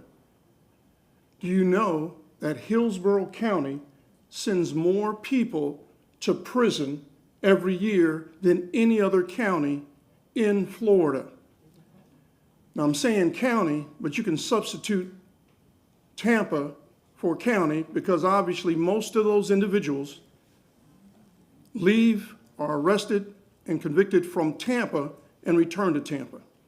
So what I'm doing is working with a coalition of organizations to get out in front of this, because there's no explanation of why Hillsborough, only the 4th largest county, has the highest recidivism rate and send more people to prison than any other county. Now, we can all speculate, but I'm working with the county. I'm on the Sheriff's Black Advisory Council. I'm working with others to see if we can establish a task force, a group, a multi-sector group of community leaders and others who are concerned about this, to figure it out and come up with possibly a strategic plan like the other counties who have a higher population but less recidivism have. There's no strategic plan for dealing with the thousands of individuals returning to this city every year from state and federal prisons, not including the 20,000 or so who circulate through the county jail. So I'm just here to bring that to your attention if you didn't understand or didn't know those statistics. And I hope to invite someone from the city to join a county effort to start to look into those issues and bring some resolution to it. Thank you. Thank you. Councilwoman Hurtak. Sir, I think it would be, I'm speaking for myself, but others might agree. If you email our offices, I think we would be very interested in hearing what you have to say. Oh, good Little deal. more. City, Tampa. Just go to the website. Yeah, I think it's and then Tampa. email all of city council. We'll all get an email so we can learn more about your organization and partner up and see what we Okay. can do. So. And it's not about my organization. I'm just one of those guys who feels comfortable taking a lead role, much like I did in Ohio, where we started out with the highest recidivism rate. So yes, I will do that. Thank you for that recommendation. Thank you.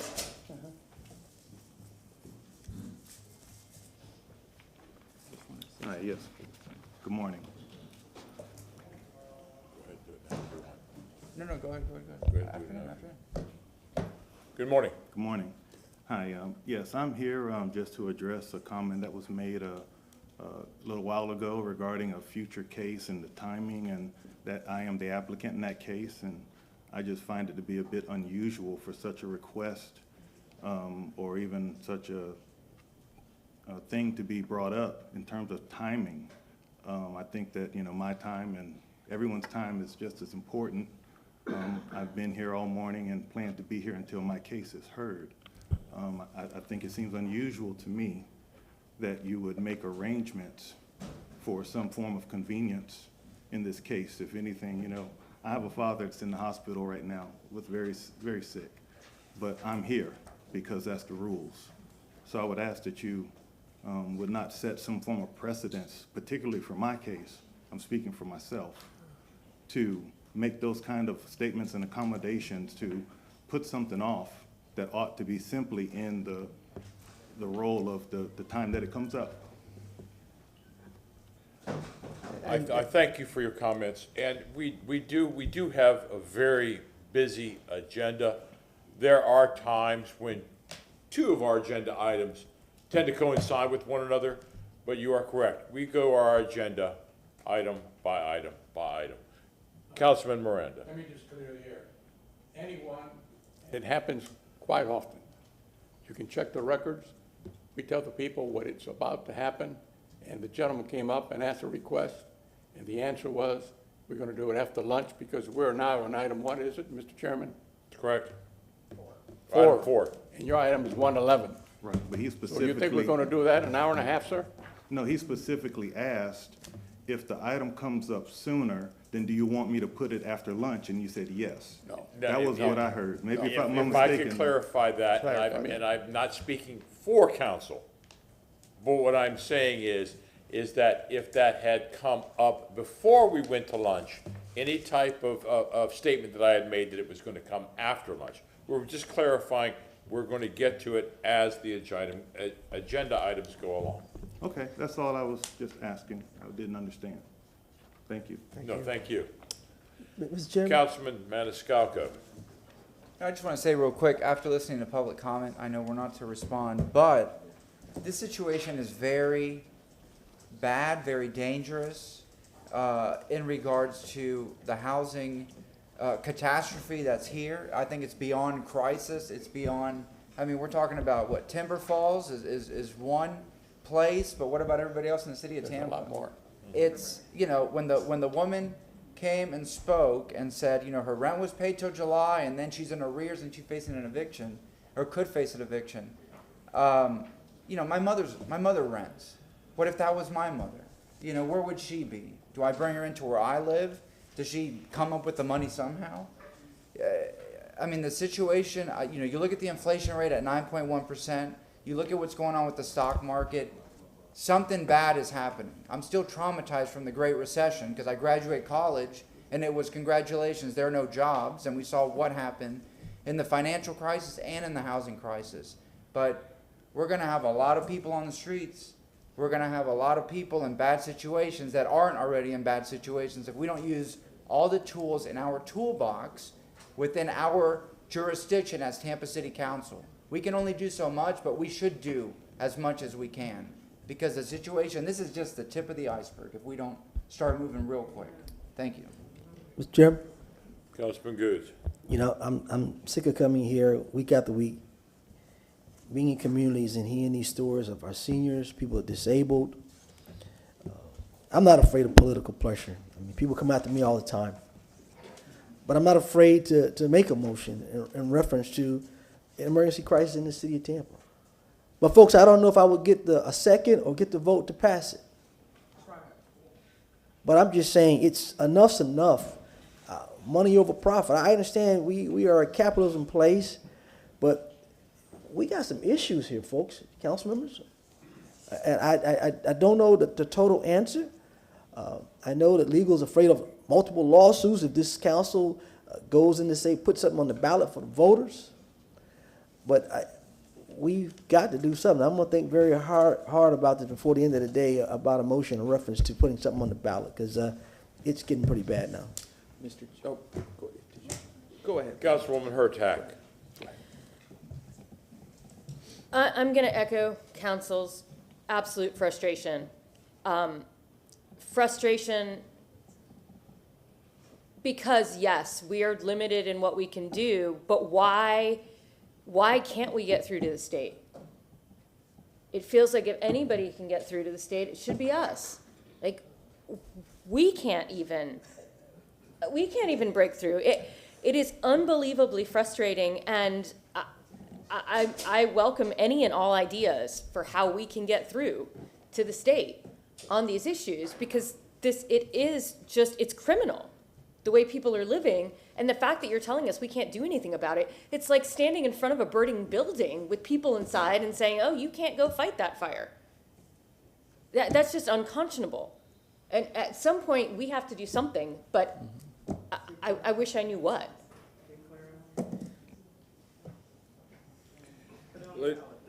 Ladies and gentlemen, and again, you hear our frustration. I'm asking you, please take down this number. Area code 850-487-1395. I will. Area code 850-481-1395. I've been saying this time and time again. We collectively have been saying this. This is the Department of Professional Business Regulation. I have contacted this office, and I'm sure some of us have had also done that. It is time for you, the citizens, and tell them exactly what you're telling us, that you won't stand for it anymore, that we won't stand for it anymore. Do we have anyone online? And if I may, sir? Councilman Vieira. Thank you very much. And I was going to say, by the way, we do have some folks, I know at least one person from Timber Falls is online. One of the big things that startled me with this was that, you know, they called me at Timber Falls. I got some calls on this from residents there because I try to go there every couple of months. They know me and they know my number. And I got calls on it. And so I would encourage all elected officials to visit these apartments, because what's happening at Timber Falls in terms of this particular issue with the monetary amounts allegedly due is probably happening in other places, but we just don't know about it. So by going out there, we can know about it. And I echo again with regards to the state of Florida. You know, I see Mr. O'Connor's here. I remember going out to Timber Falls with him about 10, 11 months ago. We've had from the city of Tampa numerous attempts and outreaches to the state of Florida with very, very limited success on positive, favorable outcomes whenever it comes to places like Timber Falls. But I'm going to be making some motions. What? No, I was agreeing with yes, sir. And I'm going to be making some motions on this issue so that we exhaust all of our options that we have and then some, because there's a lot that we can do, including ringing the bell, making sure that these residents have our numbers so that when these acute issues come up, we can know about it, because what's happening in Timber Falls is probably happening in a bunch of other places. Thank you very much. Madam Clerk, do we have speakers online for public comment? Good morning. The first speaker that we have is Angel D'Angelo. Angel, if you're on the line, please unmute yourself, and you have 3 minutes to speak.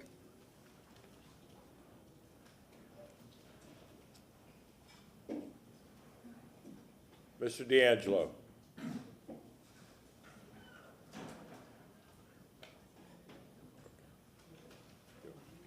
Hello, can you hear me? Mr. D'Angelo, are you there?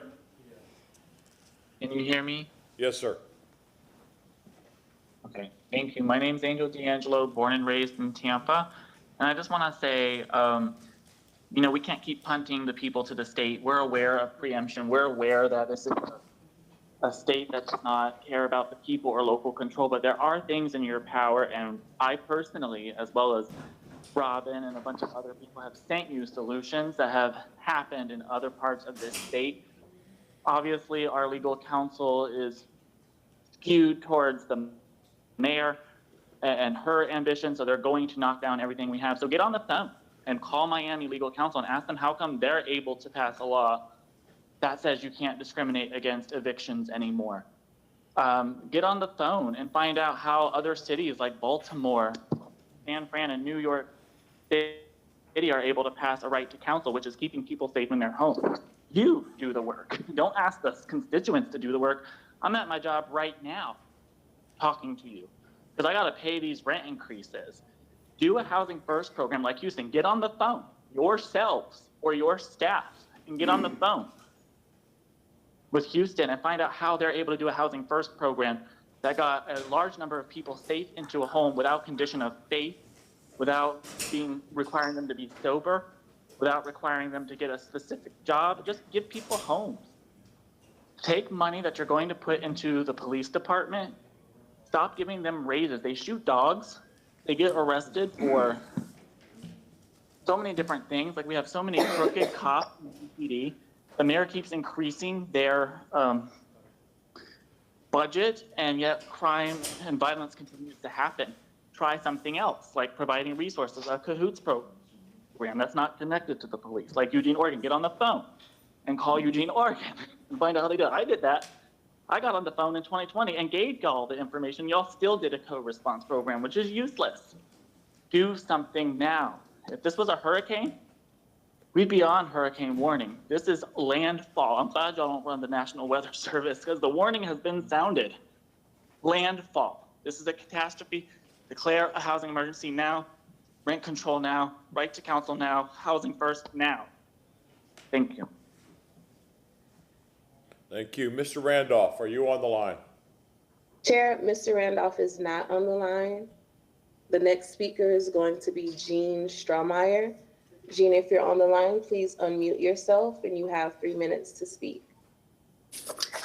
Good afternoon, morning, everybody. Jean Strohmeyer here. I'm just going to go ahead and run through the agenda. First of all, the Bible says you don't give somebody fish, you teach them how to fish. So why don't we give people jobs and create jobs? That way people will have decent paying jobs to pay their rent. And I know it's expensive right now. I get that. So just, and also a lot of people are on this, all this marijuana, and y'all are approving dispensaries all over the place. I just had, my stepson just died last week because of an overdose from these drugs. So I just really think y'all need to look into that seriously and stop it, stop the madness. On the agenda, I'm just going to go through what I can in the short time that we have, because there's 130 items, which is out of control. The 4 items, 4 and 5, the city of Tampa into the real estate business is not cool. Don't like it. Number 6, there's $8 million that y'all are trying to design, build, whatever that is. And is it like Bloomberg or something that's putting that forward, that kind of money? We do know we're in a recession.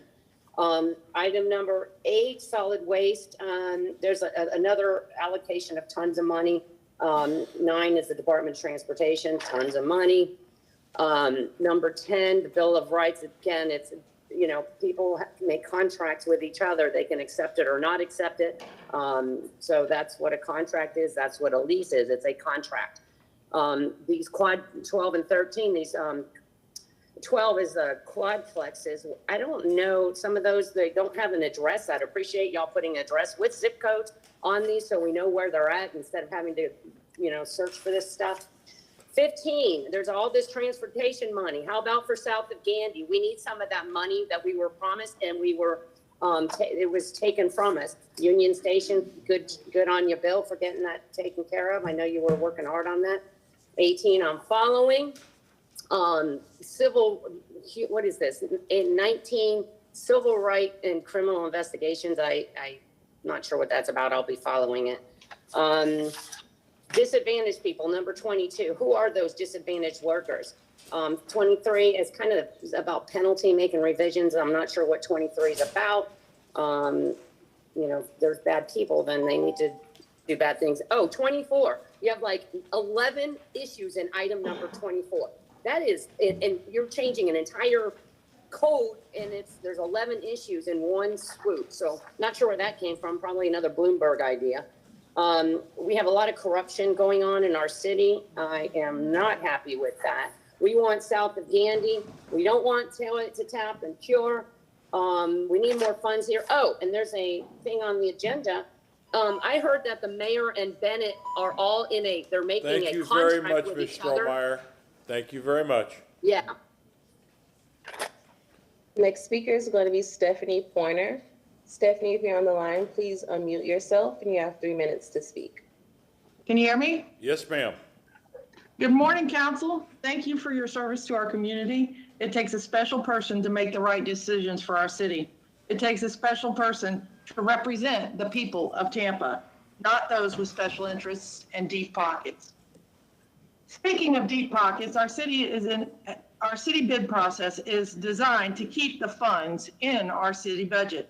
When I look at today's agenda, item number 8 for $8 million of spending doesn't seem to have a bid sheet included. Items 47 through 55 have bid sheets of some sort with each one of them. Or on just 3 of those, the city saved enough money to double our sidewalk fund. Why are we seeing these large projects come through without proof of the bid process? Every item on Tampa City Council agenda should have a basic bid sheet identified as such in SIRE with the companies who bid the price of each bid with the bid chosen. I had to scroll through 25 or 30 pages of some of these bids in order to find that simple information. Every time I see a bid list, I see 5% to 25%, sometimes even more in savings. And I think about the Hannah Street project where we spent $100 million without a bid. 1% of that savings would be $1 million. How many folks could we have helped in this housing crisis with those funds?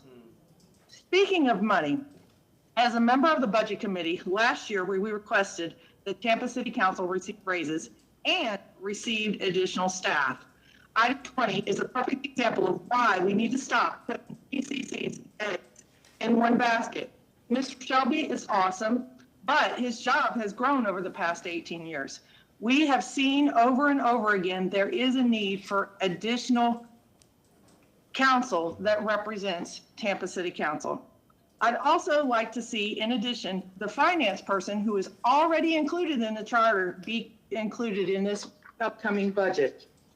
Let's talk for a minute about our city staff. Number 16. Thank you for asking Councilwoman Hurtak and Councilman Maniscalco for those folks to be accommodated. They should be commended for their work. I think citizens should be able to nominate these folks. I can easily rattle off a list for the first award. Also in consideration for city staff, we need them working. I understand a councilman stated this week that it is time for CMT to come to an end. As someone who has sat in council chambers for more than most, it is difficult to do anything while sitting there. When our staffers are sitting there all day long, they are not being productive. You are taking away 1/5 of their productivity by them sitting in city council chambers. I have testified personally from home with COVID, influenza A, and after having surgery. Not everyone can spend their entire day or evening downtown. Thank you, Ms. Please Pointer. keep CMT. The next speaker is going to be Valencia Simpson Holmes. Valencia, if you're on the line, please unmute yourself. You have 3 minutes to speak. Hi, my name is Valencia, and first of all, I'd like to commend Councilman Louis Vieira. Anytime I call him, whether it's after hours, he's there. If he come on a Sunday, if I call him on a Sunday, he's there. Even with short zones, he's there. But my thing is, I'm piggybacking, riding on Timber Falls. Timber Falls is very deplorable. We called Mr. Lewis a while back. We have toilets with feces backing up in apartments, in the tub, in the kitchen sink.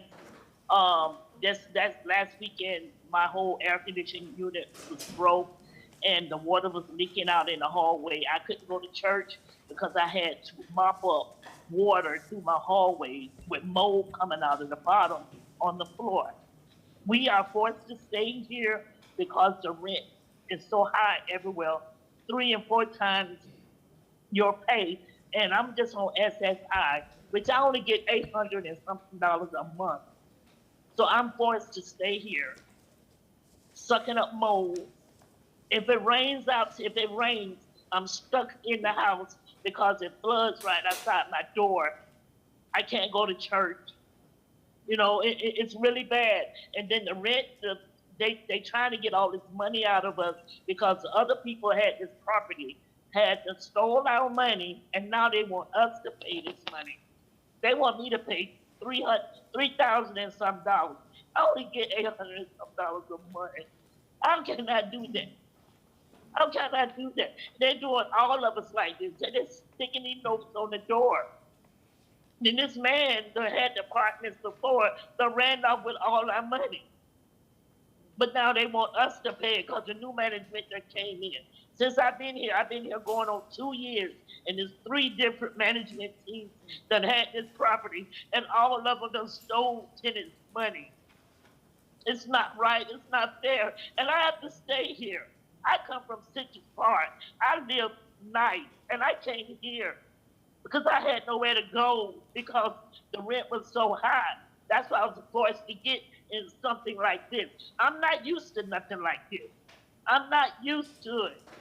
Mr. Goulds know my brother. My brother worked with him at his funeral home. We're not these type of people that they think that people that's on Section 8 have to live like we on Section 8. Some people are good that's on Section 8. We don't deserve it. Please do something about Timber Falls. Please. Thank you. That's all I have to say. Thank you. Is that all of our? All right, we will now go to staff reports. Chief Bennett, are you there?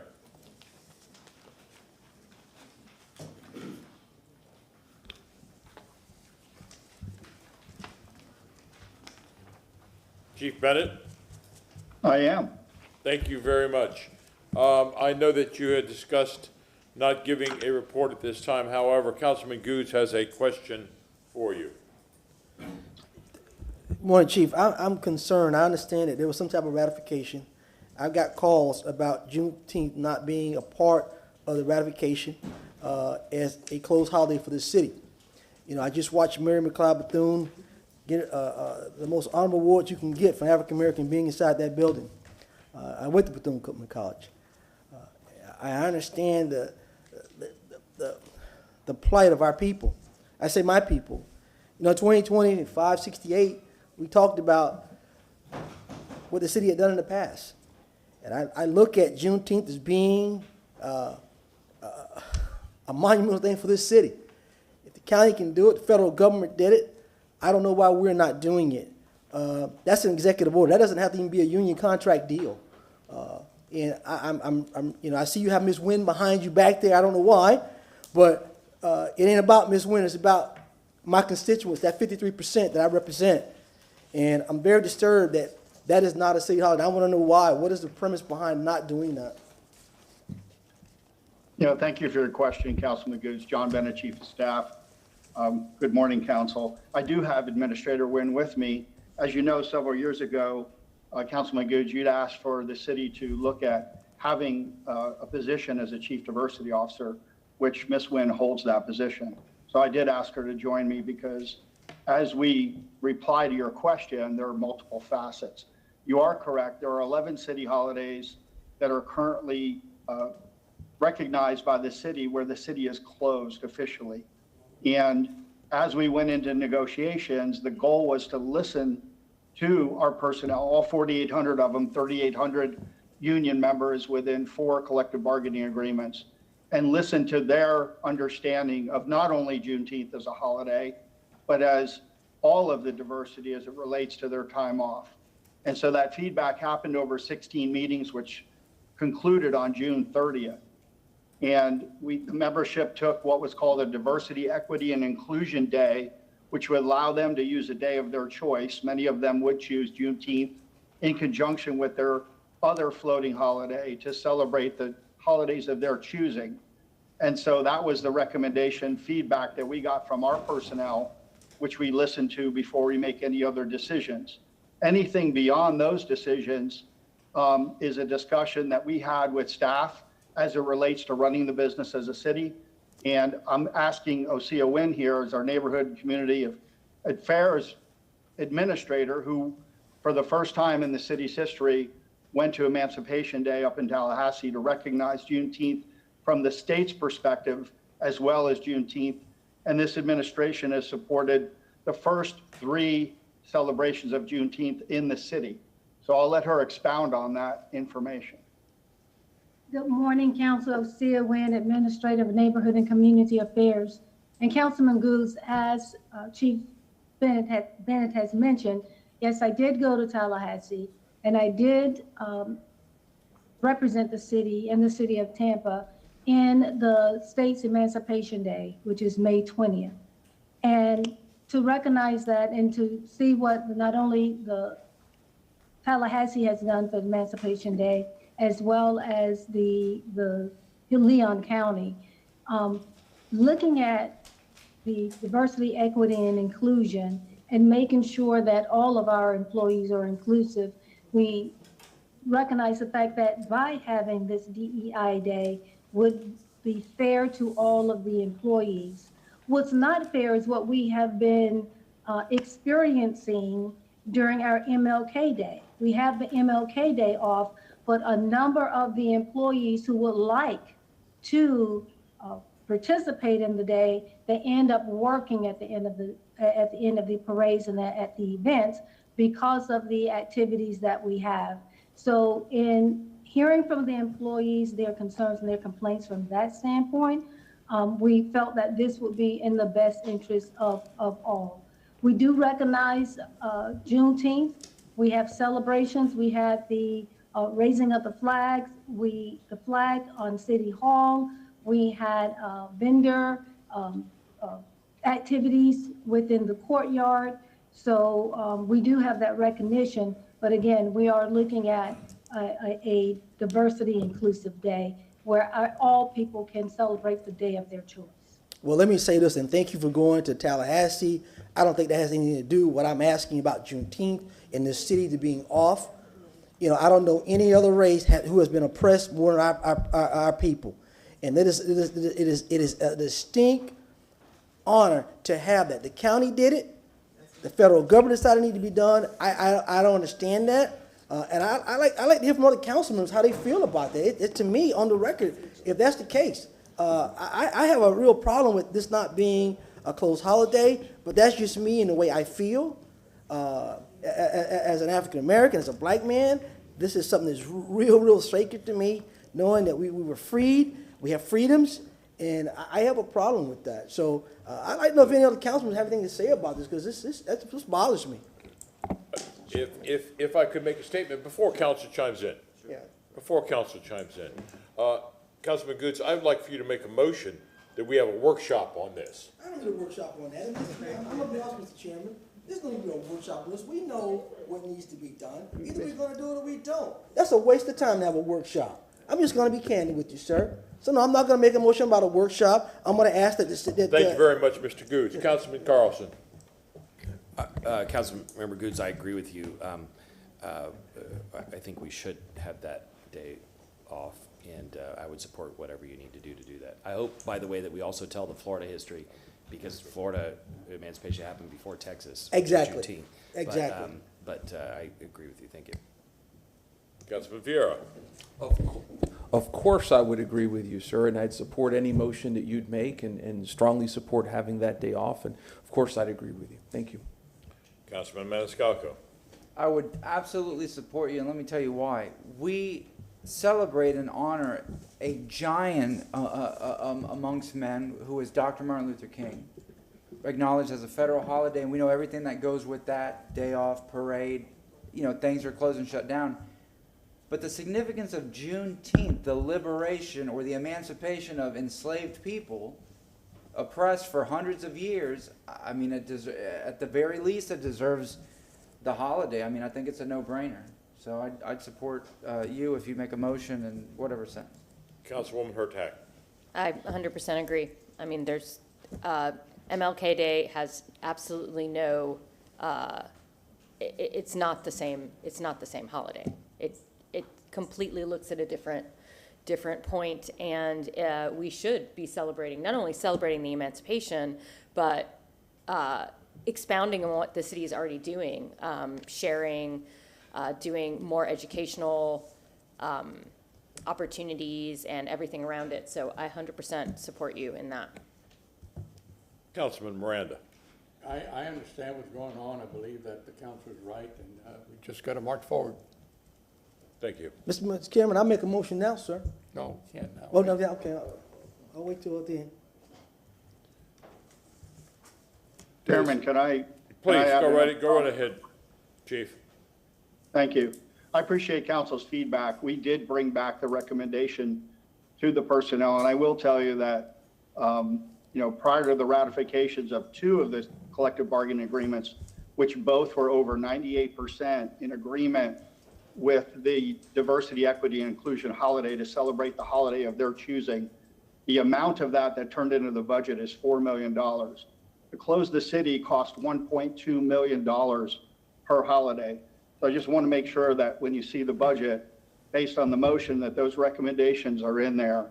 That's why the DEI Day spread across the entire year for the diversity, equity, inclusion of all people who want to celebrate all holidays is allowable. And also what Ms. Nguyen talked about, to allow people to take off the day of their choosing without having to work a special event, was part of the collective decision of the 4,800 employees that spoke to us. Thank you. Chief Bennett, are you going to stay with us? Are you going to give a report, or can you field any more questions that might be asked? I'm standing by to help support council as always. Okay. Any other questions for Chief Bennett? Fine. Let's move on to agenda item number 4.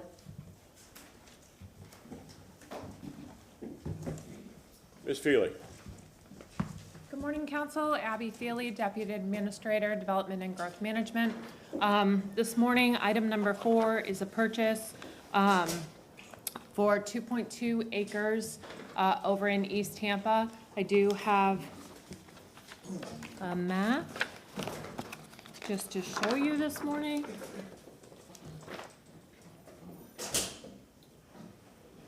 As you're aware, Housing and Community Development received $16 million in ARPA funds, and part of those funds may be used for property acquisition. And the city, much like any other entity, we are looking to make some acquisitions in order to then use those properties for affordable housing. And this was a property that we've assembled through several entities. There were 3, and now there are 2 that own these 5 parcels, and we will be working, once this gets approved by council and would go under contract, we would then do the environmental and ensure that this property is safe to move forward on for a purchase, and then this property can yield about 75 to 100 units. We are looking at potentially vacating 2 of the streets there in order to aggregate this into one whole property and proceed. We would put it out for RFP for development for affordable housing. Mr. Chairman? Councilman Goods. Thank you for that, Ms. Feely. Only question I have, I noticed the address, and it does fall within the East Tampa CRA zone, correct? That is correct. Just wondering, in the future, we need to, in my opinion, need to be partnering with the CRA with some dollars, because I believe the CRA could have probably helped with some of this. They need to move some of that money, and I think it would have been a good helping hand that they'd be a part of some of these projects that we're doing, and probably could have helped us with some financials with this project. So I'm just hoping in the future we look to the CRA when we're looking at attaining city properties within those CRA zones, especially housing, that we look to the CRA to look and get them a part and be a part of the process, so they can say they're actually doing something as well. It's not just a city project, but it's that TIF dollar in that area that's still helping to redevelop. Understood, Councilman Goods. Right now we have, as you know, we're coming at the housing crisis from a number of different perspectives, as many as we can try, and one of these is also looking at the incorporation of some of the lands we're acquiring for the community land trust and other things. So right now, of course, that is always our intention to partner on those things. The other thing is we do have an expenditure deadline on the ARPA money, and some of this is timing, sitting at the table just like any other person trying to acquire property. We're working hard to ensure that those deals are going through. We're getting a competitive bid in there, and that we're at the table trying to make acquisitions. But that's not a problem, and we will coordinate with the CRA. Thank you. Councilman Carlson. Thank you, sir. Sorry if I missed this, but is the intention of the city to put this land in land trust or some other kind of 99-year lease and then put it out for RFP so that all the different nonprofits and for-profits can bid on it to put affordable housing on it, or is the city going to develop it itself? This will go out for an RFP. Right now, I am using part ARPA money and part CDBG money that we had that needed to be used because we're working on a couple other deals with our ARPA money. So I have a call into HUD. We're discussing the utilization of CDBG funds and whether or not, if something is purchased with them, they're eligible for the inclusion in the trust. So I'm looking at every avenue in relationship to that right now. I don't have a definitive answer because Kaon is working with HUD on that. If not, we might be looking at shifting some of the funding source in order to see if it could go into the CLT. But right now, I can't Just give you. two quick thoughts, sorry, two quick thoughts. One is, we've discussed in workshops and other areas that we have very limited resources, we have to leverage them. And there are lots of partners in the community that can leverage. There are many partners, nonprofit and for-profit, who've been frustrated in the past, not so much in the last couple of years, but before that, that they were not allowed a seat at the table, or the RFP process was too short, or they were not fully communicated. When we first started 3 years ago, and you weren't back yet, we had one one project that came before us, which was a bid for 3 empty lots in East Tampa that we were giving away, and that only one developer bid on it. And I called CDC and some of the others and asked, did you all even know about this? And they said no. So I think the more resources we can bring to the table, the more competitiveness, the more options people bring to the table. Hopefully, groups like that can bring other resources from outside to help add to the limited resource we have. But appreciate you all being aggressive and creative on this. Thank you. Thank you. Any other comments or questions? Councilman Carlson, do you want to read the substitute? Pardon me, I'm sorry, go right ahead. Ron Wigginton, Legal Department, I just wanted to remind council that this item requires a supermajority vote due to the fact that it exceeds the average of the 2 appraisals. Thank you.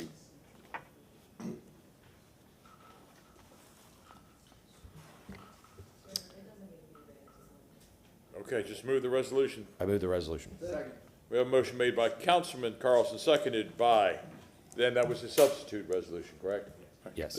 Councilman Carlson, seconded by Councilman Maniscalco. All in favor? Aye. Is there any opposed? Thank you, Council. Thank you, Ms. Feely. Agenda item number 5. Ms. Travis. Good morning, Council. Nicole Travis, Administrative Development and Economic Opportunity. Item number 5 that's before you is for a purchase of property that's about a 1/4 acre within the Channel District. This came before you as a CRA board. You heard from the Channel side CAC chairperson. This property is located right next to the Port of Tampa's parking garage. It is going to be used for green space development, which is a need within the redevelopment districts of the CRA.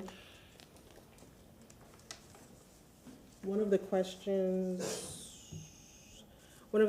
that came up at the CRA meeting was how much green space do we have in the area? We've looked at level of service within the district, even though it's not meant to look, level of service is not really measured on a neighborhood perspective, but we can look at it from a radius perspective. So the map that's on the Elmo for you shows the other small pocket parks that you have in the area. Again, this is a need within the redevelopment district. It's addressed in the community redevelopment plan and is before you for your approval. It does require a supermajority vote because it's higher than the average of 2 appraisals. I'll answer any questions you may have. Councilman Carlson. Yeah, I've said some of this at CRA, but just so the public understands, this is coming from CRA money, which can't be spent outside that district as it stands right now. If we put a cap on that CRA district, which I proposed in the past, that money potentially could be used in other areas. But as it stands right now, we need to do that. I think it's outrageously expensive. We do need more green space in that area. We do need to support the existing plan in that area. Listening to the constituents in Channel District, we've through the CRA, we've updated their strategic plan.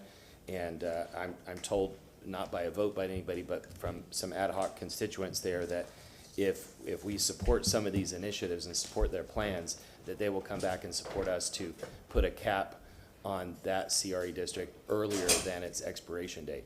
And so otherwise I would not support this, because I think that it's not fair that other parts of the city can't get access to this kind of money. That kind of money could be transformative in another area. I mean, think about if this money was instead in the general fund, think about what you could do with affordable housing or parks that are falling apart, and even in South Tampa, sidewalks that we need to develop. But right now, the money is in Channel District, and we need to keep our promises to them to help implement their plans, and I hope they will come back and help support us so that sometime earlier than the expiration date, we can move big amounts of money being held in Channel District back to the rest of the city to work on much-needed projects with the limited money we have. Thank you. Good to you. Councilman Carlson, that was a statement. That wasn't anything that is legally binding, correct? In your statement about the CRA, I mean, the homeowners association or anything. I can't legally bind anybody, so. You just made a statement, and I wanted to make sure that the public knows that that wasn't legally binding. Councilwoman Hurtak. I also think this is an egregious amount of money. I understand the need for parks and green space in the area, but the area also needs affordable housing. I do know that's under the purview of the CRA, and I also, so I would really like I would like to see more in affordable housing in the future. I will support this because Channel Side, the CRA does want it, the CAC. I agree with Councilman Carlson. I'm hoping that we can transform or move more of that money that's no longer, or if they have enough money to do this, then we really ought to be seeing where else that money can be used. If they're willing to sunset early or transfer some of the money, that would be wonderful. But I would really love to see more focus on affordable housing in that area, because as that area grows, affordable housing is a crisis in Channel Side. Yes, ma'am, I'll take that back to the CAC. Mr. Chairman? Councilman Goods.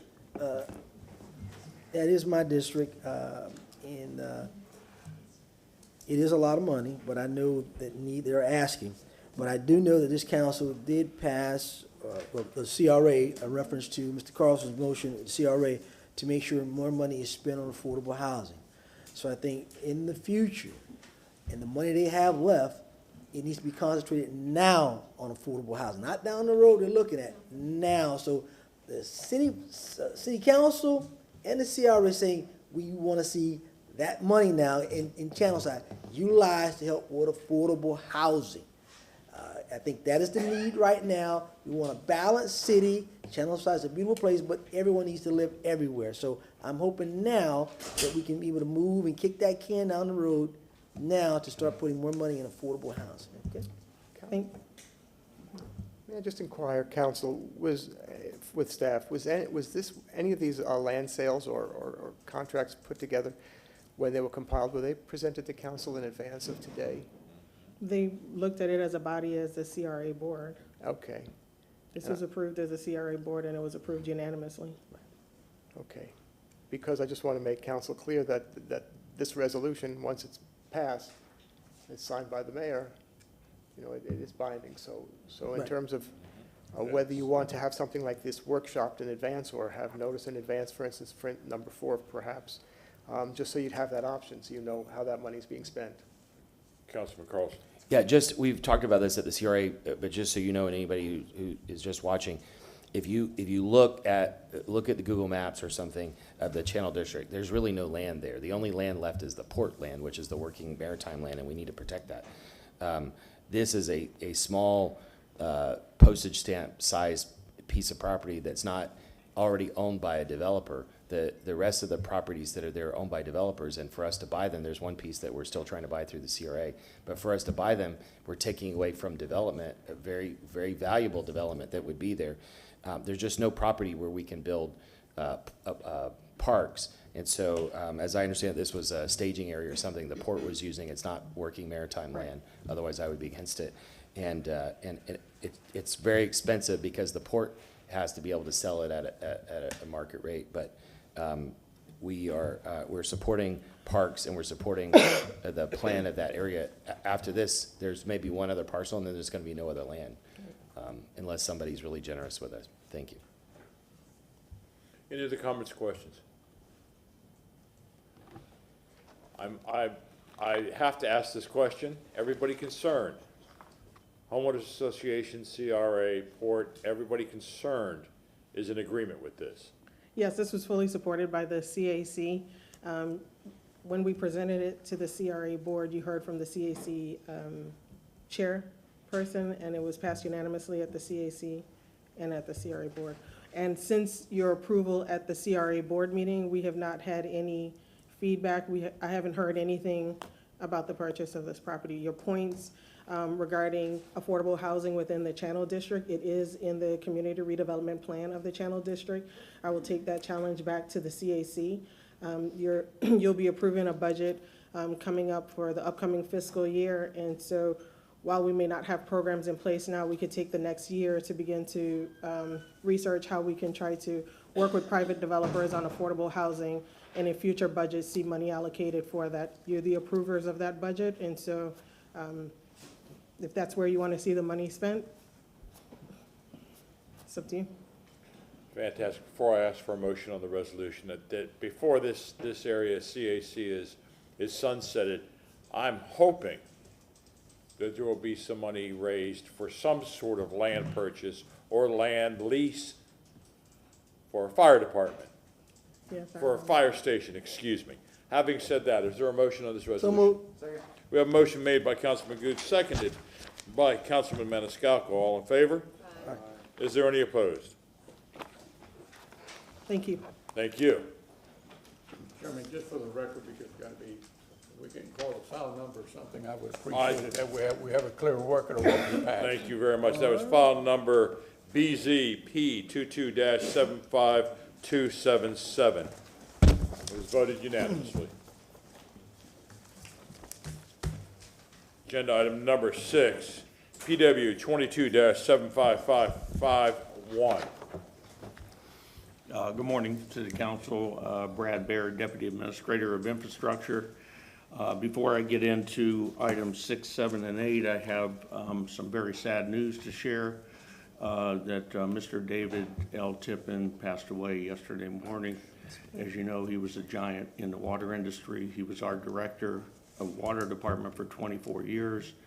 We named the treatment plant after him, so please keep his family in your thoughts and prayers. Thank you. Item 6 is a proposed agreement with Kiewit Infrastructure South in the amount of almost $8 million to provide water main replacements via pipe bursting in the 4 neighborhoods. This is associated with the Foundations for Tampa's Neighborhood Project. And with that, I'll stop and answer any questions.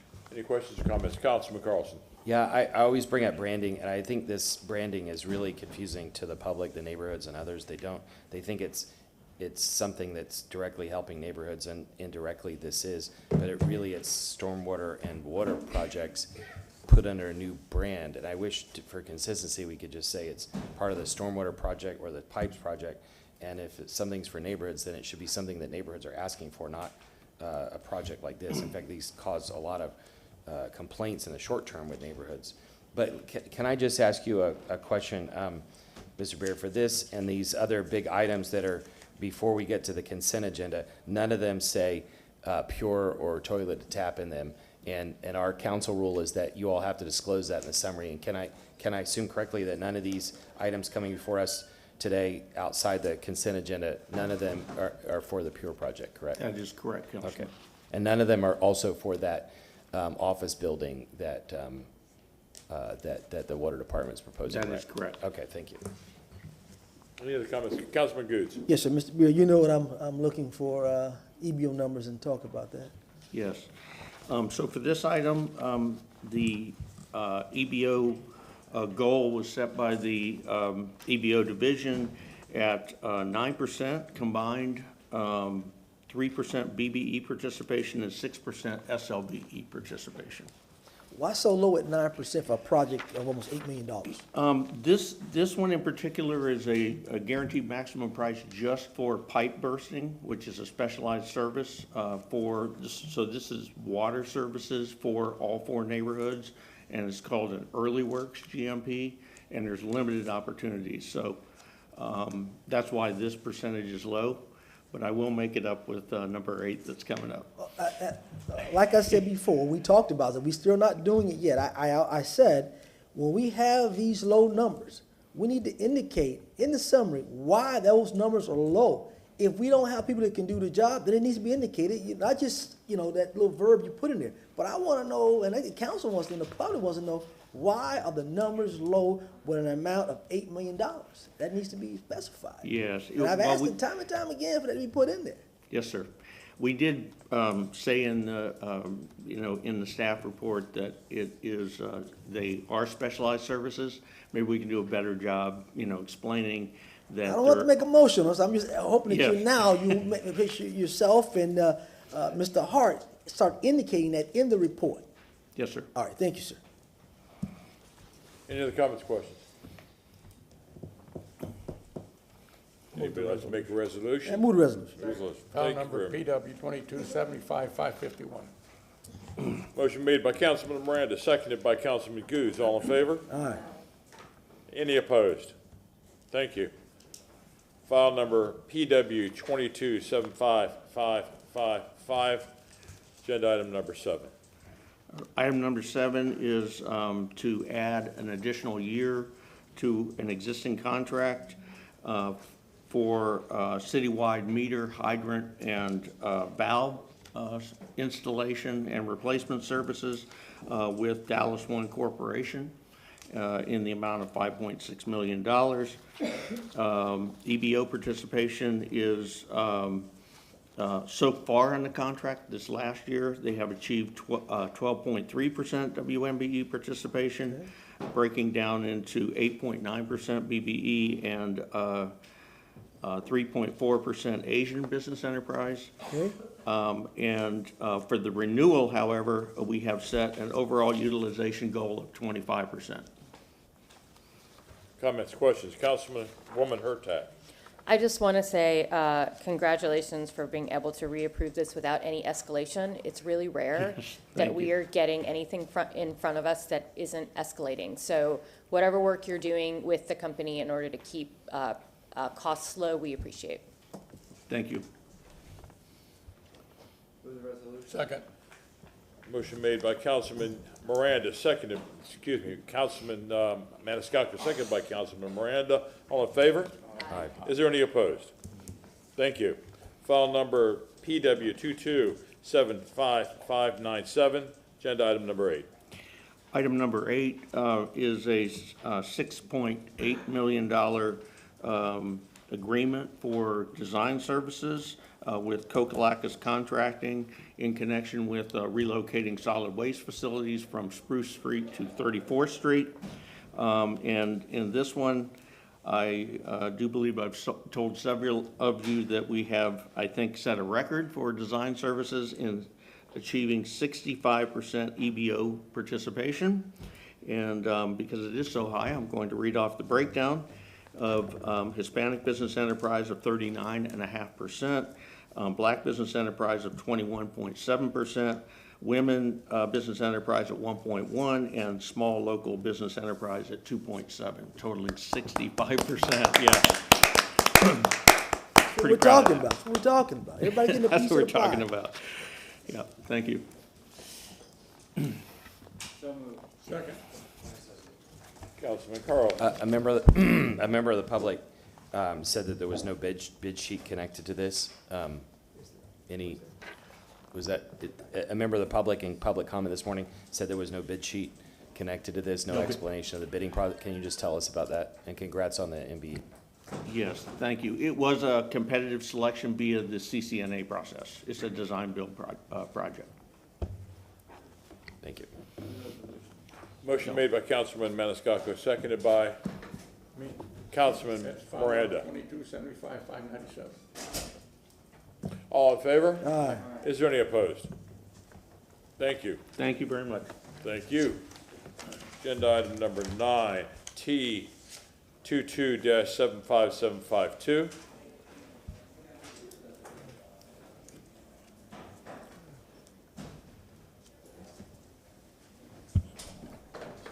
Morning, Council. Morning, Chair. Vic Bide, Director, Mobility Department, here to address item number 9.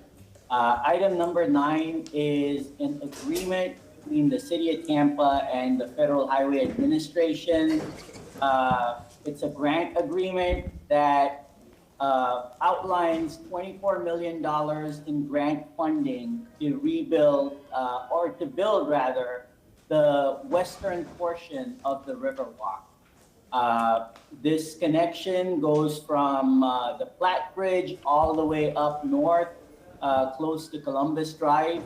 Includes a parallel facility, walk bike facility with separated bicycle lanes on Rome Avenue from Platte all the way to Columbus.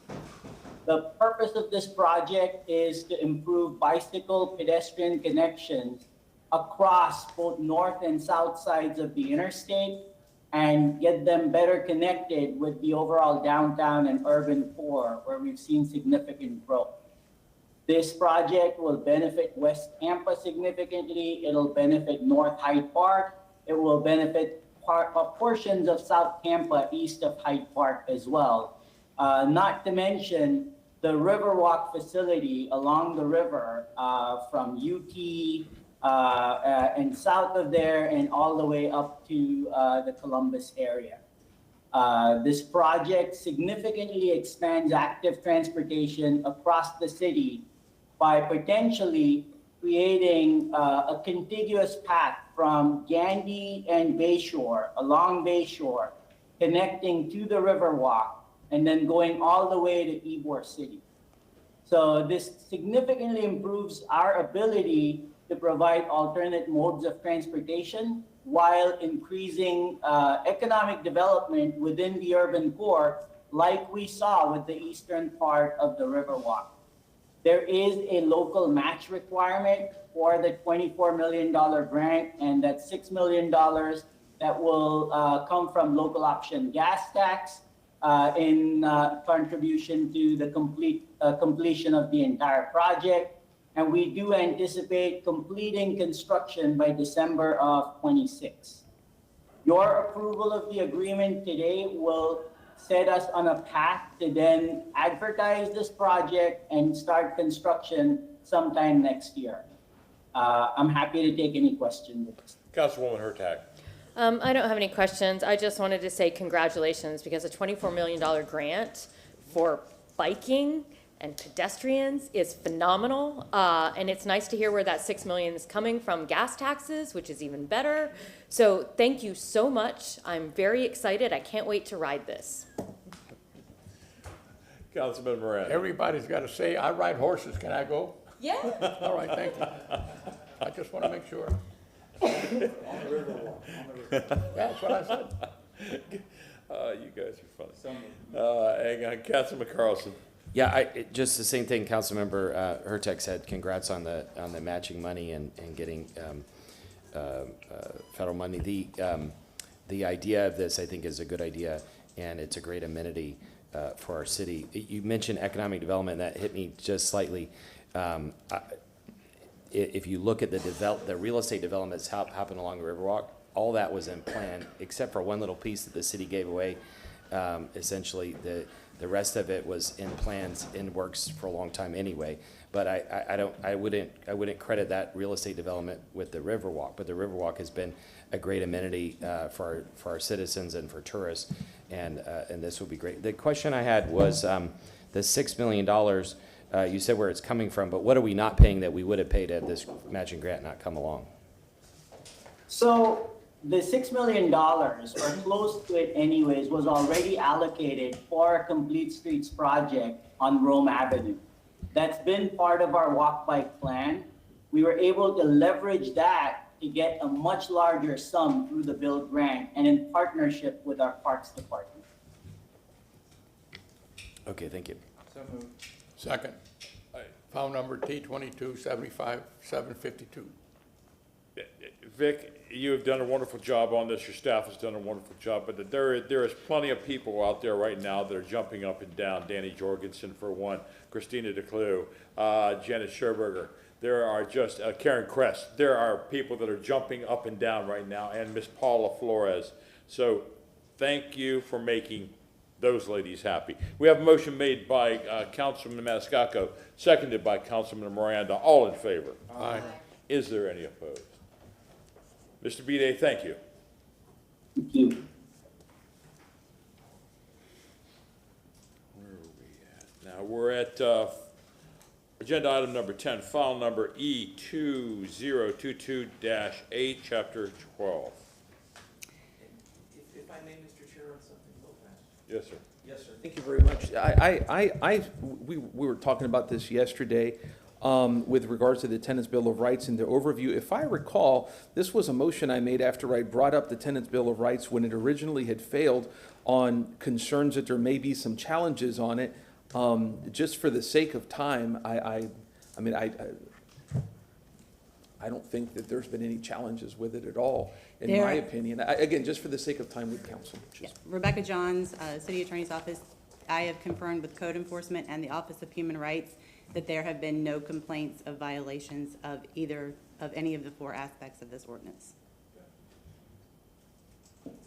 Any other comments or questions? Thank you.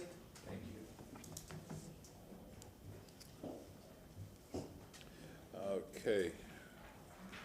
Agenda item number 12, file number CM 20. If I may, number 11. We had a written report. We decided not to say it, but go ahead. And I'm sorry, I wasn't, and I apologize, I wasn't here for that. I do, and I don't need anybody here to be here for number 11. I just wanted to, if I may, Mr. Chair, just speak very briefly on number 11. It deals with a part of the city of Tampa that we don't often get out to a lot. County Line Road, which is right there on the edge between the city of Tampa and Pasco County, where our friends at Grand Hampton are at. And County Line Road is a very, very, very dangerous road.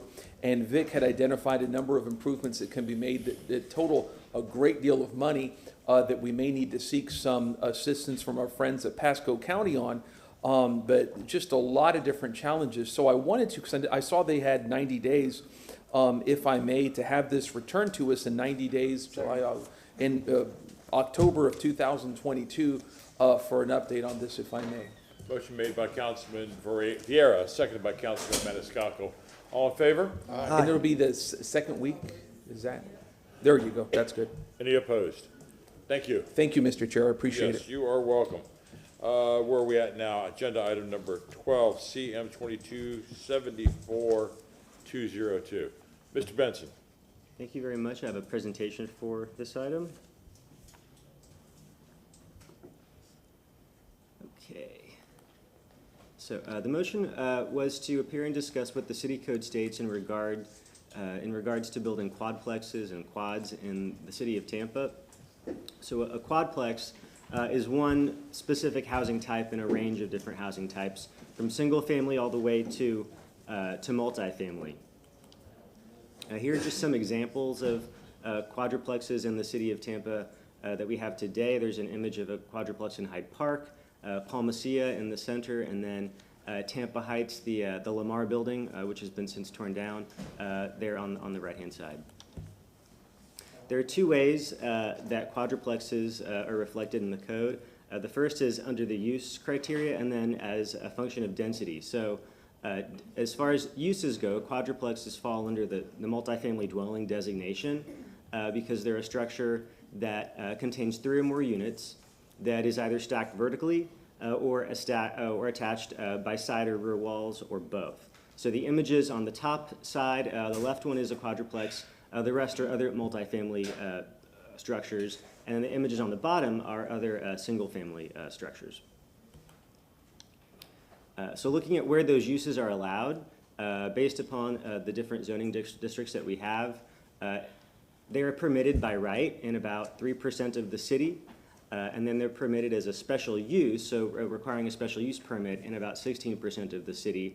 But that is subject to other regulations in the code, such as density factors, parking requirements, setbacks, and it may require a plan development rezoning in order to assemble a site that can fit a quadruplex.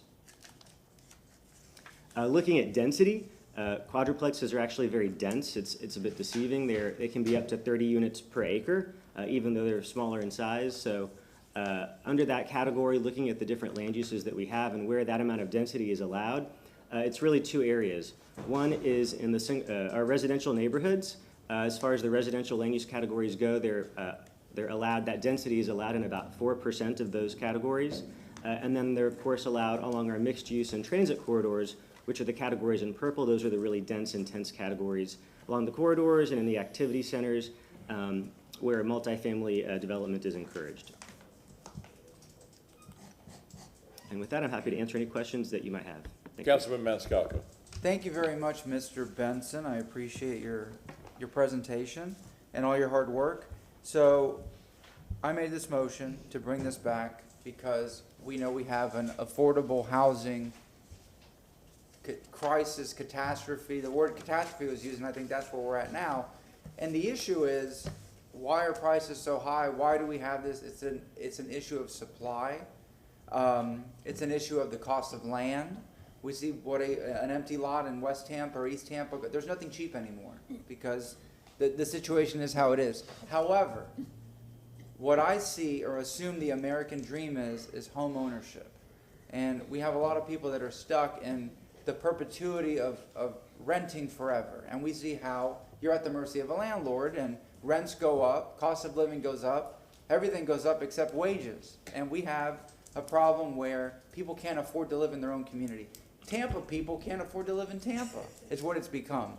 But if you look back at what we used to be as a city, and I'm going to go on several different tangents, but look at Ybor City. To me, Ybor City is the perfect example of live, work, play.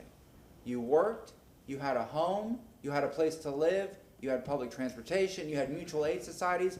We took care of each other. I think we need to look at or learn from historic Ybor City and say we used to be there for one another. We used to help one another. The situation we have today is housing. The ideas that I've had in talking with a lot of people and other people are, if the city of Tampa owns so many empty lots, or if there's property that's available, why not allow, because the percentages are small where quadplexes and triplexes are allowed, why not amend the code where someone could, let's say, we give someone a piece of property, for example, that the city owns. Allow that individual to build a quadplex. Said individual lives in one unit. Their elderly parents live in another unit that they are close to take care of. Then the other, unit 3 and 4, they can rent out at an affordable price and pay back the mortgage. If we provide the land, if we have the land available, that takes a lot of the cost out. We allow the person to live within their means. Let's say it's a family member, like I mentioned, elderly parents, rent out, which, units 3 and 4, unit 3 at an affordable rate where they can make the mortgage payment, and it allows them that pathway to home ownership, to that American dream, to, at least not trying to, trying to solve the affordable housing crisis. The percentage is so small where these buildings or these structures are allowed, but historically, you showed places in Palmacia and Hyde Park. I know some of these buildings where people had shelter, people had a roof over their head at a rate, or at a price that they could afford, or a pathway that allowed for affordability.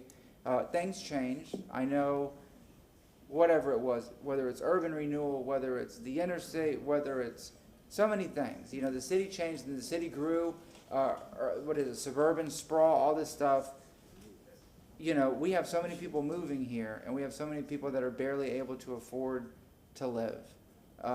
Again, everything's going up except wages, and this is another tool in the toolbox. Whether we amend the code, we expand this, the demand is there. It's not like we're throwing money away.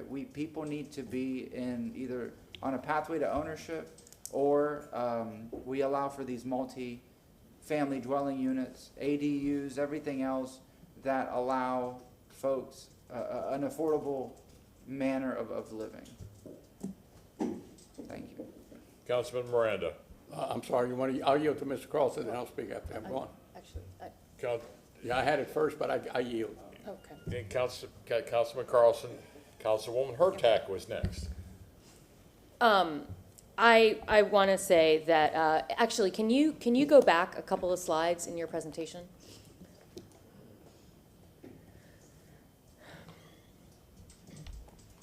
And while we're waiting, I do appreciate your time bringing this in. And I also echo Councilman Maniscalco on how the city could possibly use its land. If you could go to the slide with, there aren't that many, it was like maybe 3. Which slide? I think it's the 3rd one. Here. I have a favorite presentation. Oh, thank you. Maybe one more.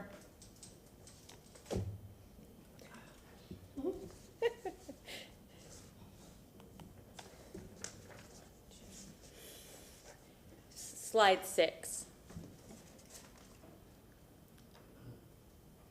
Could we bring that back up, please?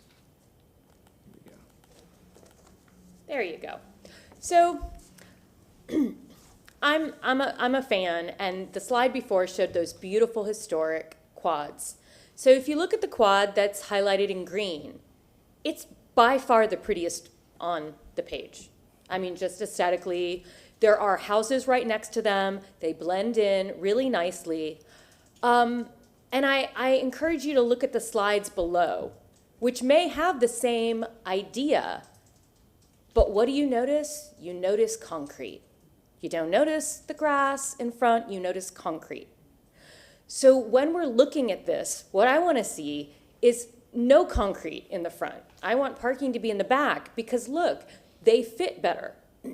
When people walk through these neighborhoods, these historic neighborhoods, you are less likely to notice a quadplex. You're less likely to be offended by a quadplex. We need these in a lot more than 3% of the city. And in the ways you do that is you encourage them to face and interact with the street in a way that the other houses interact with the street. So where possible, I would like to encourage these in areas that already have alleys, that have areas that include more different types of housing already, where these quadplexes, triplexes, and duplexes may already be. And I want to see how we can possibly increase that in areas of the city where they already are, or maybe neighborhoods that are willing to take this type of development on as maybe a pilot. I can understand how we may not be able to do that citywide, but where could we start with this? PDs are incredibly expensive. If you're a single landowner, to actually go through the PD process is very expensive. How can we make this more affordable so that people can have one for themselves, one for their family, and 2 rentals? So, thank you. Councilman Carlson. Thank you. I agree with the comments of my colleagues. I also wanted to mention, I know, Mr. Benson, you've been meeting with neighborhood leaders. I've been meeting with neighborhood leaders.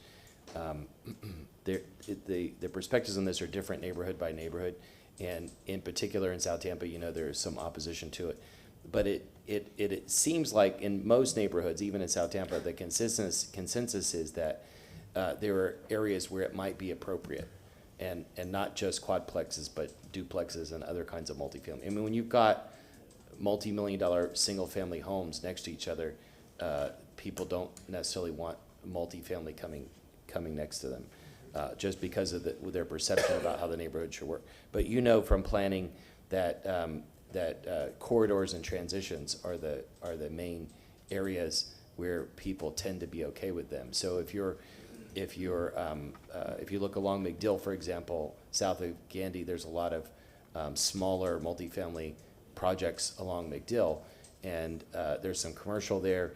And so if you're transitioning from commercial to residential, from commercial to single family, I think a lot of neighborhoods tend to be okay with a transition of some multifamily as a transition to the single family, because somebody might not want to have a single family house right behind a big commercial property, and also along busy corridors. And so what I would encourage you to do, I won't make a motion, but I would encourage you to do is, and I know you know this from your expertise, and Abby and everyone else knows it, if we could somehow look at corridors and transitions instead of just a blanket citywide policy, in particular with South Tampa. And let's be sensitive to the neighborhoods, meet with them, and it's going to take meeting with them individually. But if you start with roads and look at the transitions there, and you say, look, we're not looking to put multifamily throughout your entire neighborhood, but what about along this roadway? And we're not looking to put 200 units, we're looking to put 4 or 8 or something like that. I think a corridors and transitions plan would be a lot more palatable and help us move much more quickly toward consensus. Thank you. Councilman Miranda. Thank you very much. I've been listening very, very patiently, and my memory's been winding back to about 5 years ago, 4 years ago. I believe this came before us once by Mr. Mechanic, if he was the attorney, if I remember, and the client was Mr. Cohen, and they had a complete plan of where, just what Mr. Carlson said, of where they wanted to put it at. And the council didn't say yes, didn't say no, they just took it away because they think it was gonna fail when it came up for a vote. I'm not certain that was the case, but I remember something like that, and I'm almost positive it was Mr. Mechanic. But I may be wrong. However, you were clever, like a TV show. Your presentation was great. I'm not being a critic. I appreciate what you've done. I appreciate what the council's trying to do. But there's only 4 districts that this can go into, 4, 5, 6, and 7. You failed to put it what districts they could go into in your plan, in your presentation. You talked very eloquently about 12, 16, RMs 18, so forth and so on, and where the percentages, 1%, 2%, 3.9%, whatever. However, you failed to put down the districts in which they would fall into, which is 4, 5, 6, and 7, or the perimeters where this is available. The nice houses that you saw there that are multifamily, I think they were built in the 20s or the 30s. That's my opinion. I may be wrong. I wasn't alive then, by the way. But it's accepted. The parking in some alleys are fine. The parking in some alleys, there's not enough space. And some alleys are all closed, depending where you're at. West Tampa is 50-50 or 60-40, whatever. But I can only tell you that you will have drawback. Today is a very nice, pleasant day about this conversation. How are we going to have it when it passes and it comes before us? And the neighborhoods are here. What are we going to do then? I'm laying it just like I see it. Are we going to pass something for ourselves to look at and then back off later on? Or what are we going to do with it? And I agree with Mr. Maniscalco. Your eloquent was very nice, very well said, but I'm looking, what if it passes? What are we going to do with it? Say it's a good idea, but we vote it down? That's all I'm going to say, Mr. Chairman. Okay. Councilman Maniscalco. No, go ahead, Councilman Goods. Go ahead. Councilman Goods. You know, I'm not a big fan of duplexes. I saw what it did to Sulphur Springs. But we have a situation. I look at the quadruplexes. You know, you look at East Tampa, there are a lot of buildings just like that are sitting dilapidated. You know, we should be looking at pre-development to help go to those landowners to see how we can, they may not have any money, but we may be able to help them to renovate these properties. I can give you one. Look at if you go down, Mr. Miranda, right at Lake in Nebraska. Look at that big old building that's sitting there just rotten. Look at the church down there. I mean, I can go on and on and on. And that's why we have to have a team. And I know me and Mr. Elise have talked about that. Being able to have a study to where we go out and we actually look and break the city down, break the areas of district, and look and see what properties are bad. How can we redevelop those properties that are bad to bring them back into stock? We have stock, but people might have died. People may not have the money to redevelop it, to put anything into it. That's the mindset we have to look at these existing stocks. But also, just because it's South Tampa might not want some of this, some of East Tampa residents don't want some of this stuff because they have homes, their property value. You know, you can't just talk about putting a tiny home next to a family home in an area. People in East Tampa will raise holy heck as well as South Tampa would. You have to have a tract of land or a certain area that you can put that development in. And it's great to have container homes. But you can't have container homes inside of residential area neighborhoods where people say, well, I spent so much money to build it up and this and that, because People don't know banks won't finance container homes, number one. And number two, who is going to help refurbish when the container home starts to deteriorate? I've got several football trailers, and I can see what it's done during the years. They deteriorate, Mr. Miranda. So I want to make sure that we're consistent on what we're building, what we're putting it at, but making sure that we're looking at properties that are already in existence, that we can probably help those owners somehow get it back into circulation. Thank you, sir. Councilman Maniscalco. You know, I think we need to look at everything. Councilman Goods brings up a great point, help the existing structures that need help. Councilman Miranda does bring a good point. You know, what happens when these come to council and the neighborhoods are opposed to it? However, also a question was asked, have we looked at the 4 districts to see, because it's a very small percentage, 2.9% of the city. Where are they at? Where are they allowed? Where do we own property? The city of Tampa.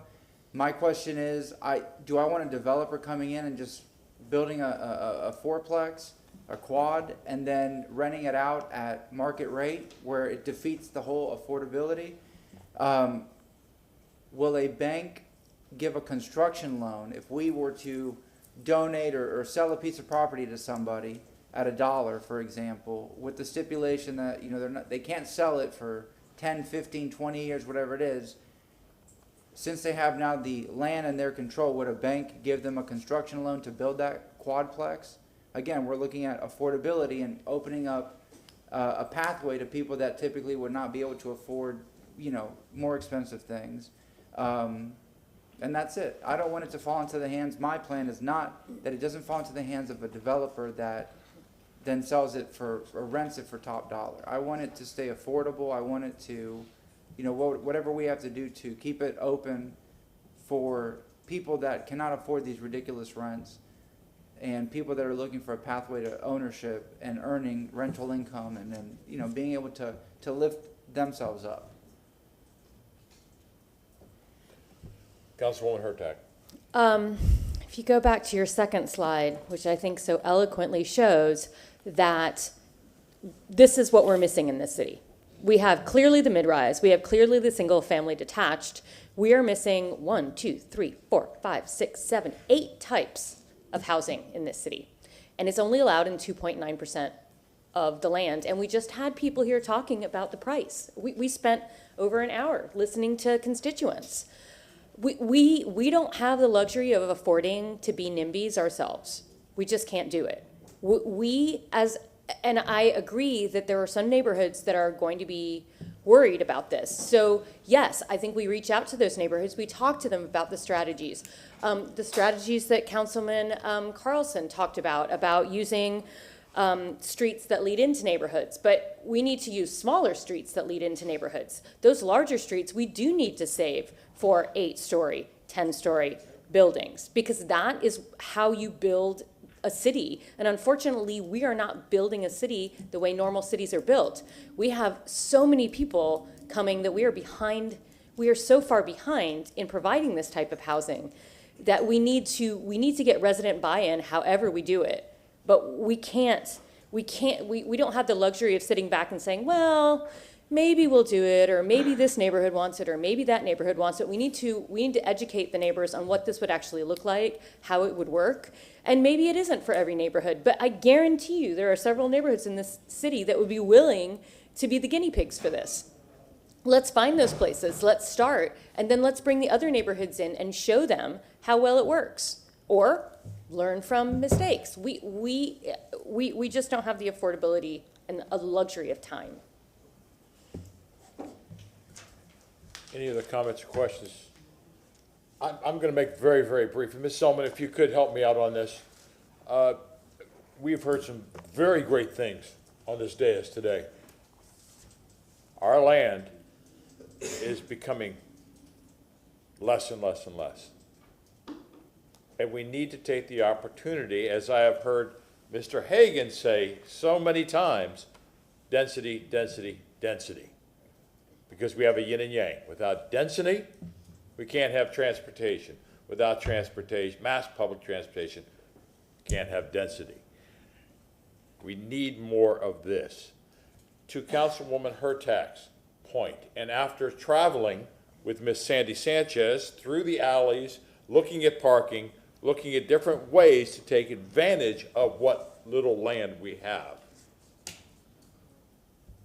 Ms. Zellman, we're going to have to start looking at, when we see site plans, we're looking for scale, height, and what is going to go on that property when we make a zoning change. We can't redesign or design from the dais. Where I'm going with this, Ms. Feely is looking at me, is how can we change while we're making the zoning change that we may be able to say, we want the garage in the back. We want to be able to have a wider sidewalk out in front so that we can have better biking, better pedestrian. How can we start those type of conversations when land gets rezoned, instead of trying to design from the dais?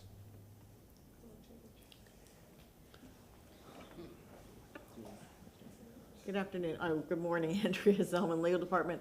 And I think Abby's gonna come up. I think what you're suggesting, and interestingly, NPR had a story about this morning, that zoning is one of the primary ways to increase affordable housing, and that, of course, is something in council's control. I would suggest that I think you need to look at the zoning code and see how it can be amended to allow for more density in parts of the city that otherwise now would not allow a quadruplex or duplex or whatever of these alternative types of housing you're talking about. Abby, did you want to, I think Abby may want to add to that. And Sorry, go ahead. again, my point was, where can we get into the design aspect when we do the zoning change?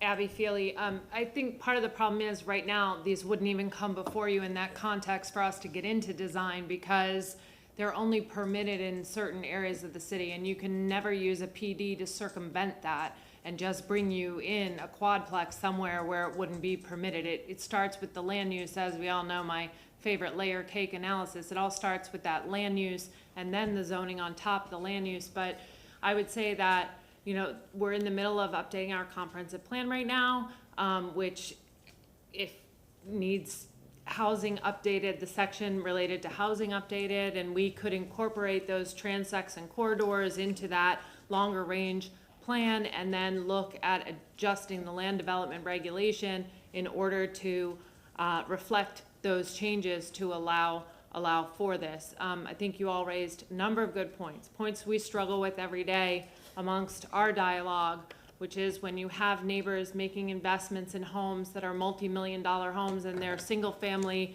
neighborhoods, and our plan speaks to the protection of the character of those neighborhoods. And how do we do that while we introduce new housing types in order to meet the demands that are on our city as well? So it's very important to strike that balance and be intentional in that. And I think this conversation starts that, and how we start to get there. So I think a little bit more analysis, and then we could talk about some of those design elements in some of the different areas of the city once we know what direction we're gonna start to take. That would be my input. With all those statements I just made, can we keep that in the back of our minds moving forward with the changes? Thank you. Ms. Councilwoman Hurtak. I would like to actually make a motion to have a workshop on what you just said. Just let's start talking about this and where we can what types of design changes and what areas of the city we can go into with this. Let's start the discussion. Second. The only thing I would add is, please, we're bringing you a lot in October. We're bringing you the ADUs. We're bringing you affordable housing as a specified use. We've got several very meaty topics for discussion when we come to workshop in October.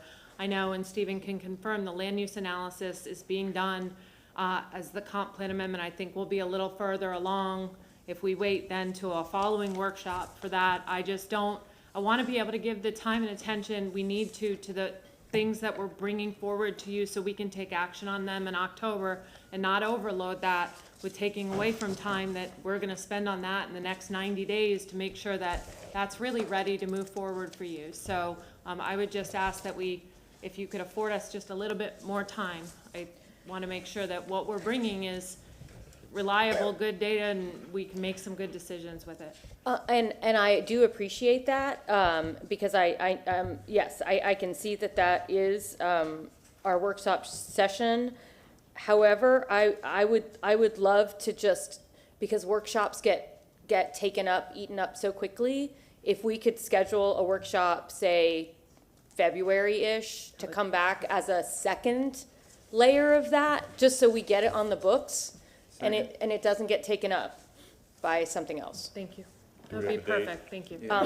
That would be, February would be the 23rd. And again, the subject would be, do you have that, Madam Clerk, or do you want to have restate what it is you would like to have on the workshop?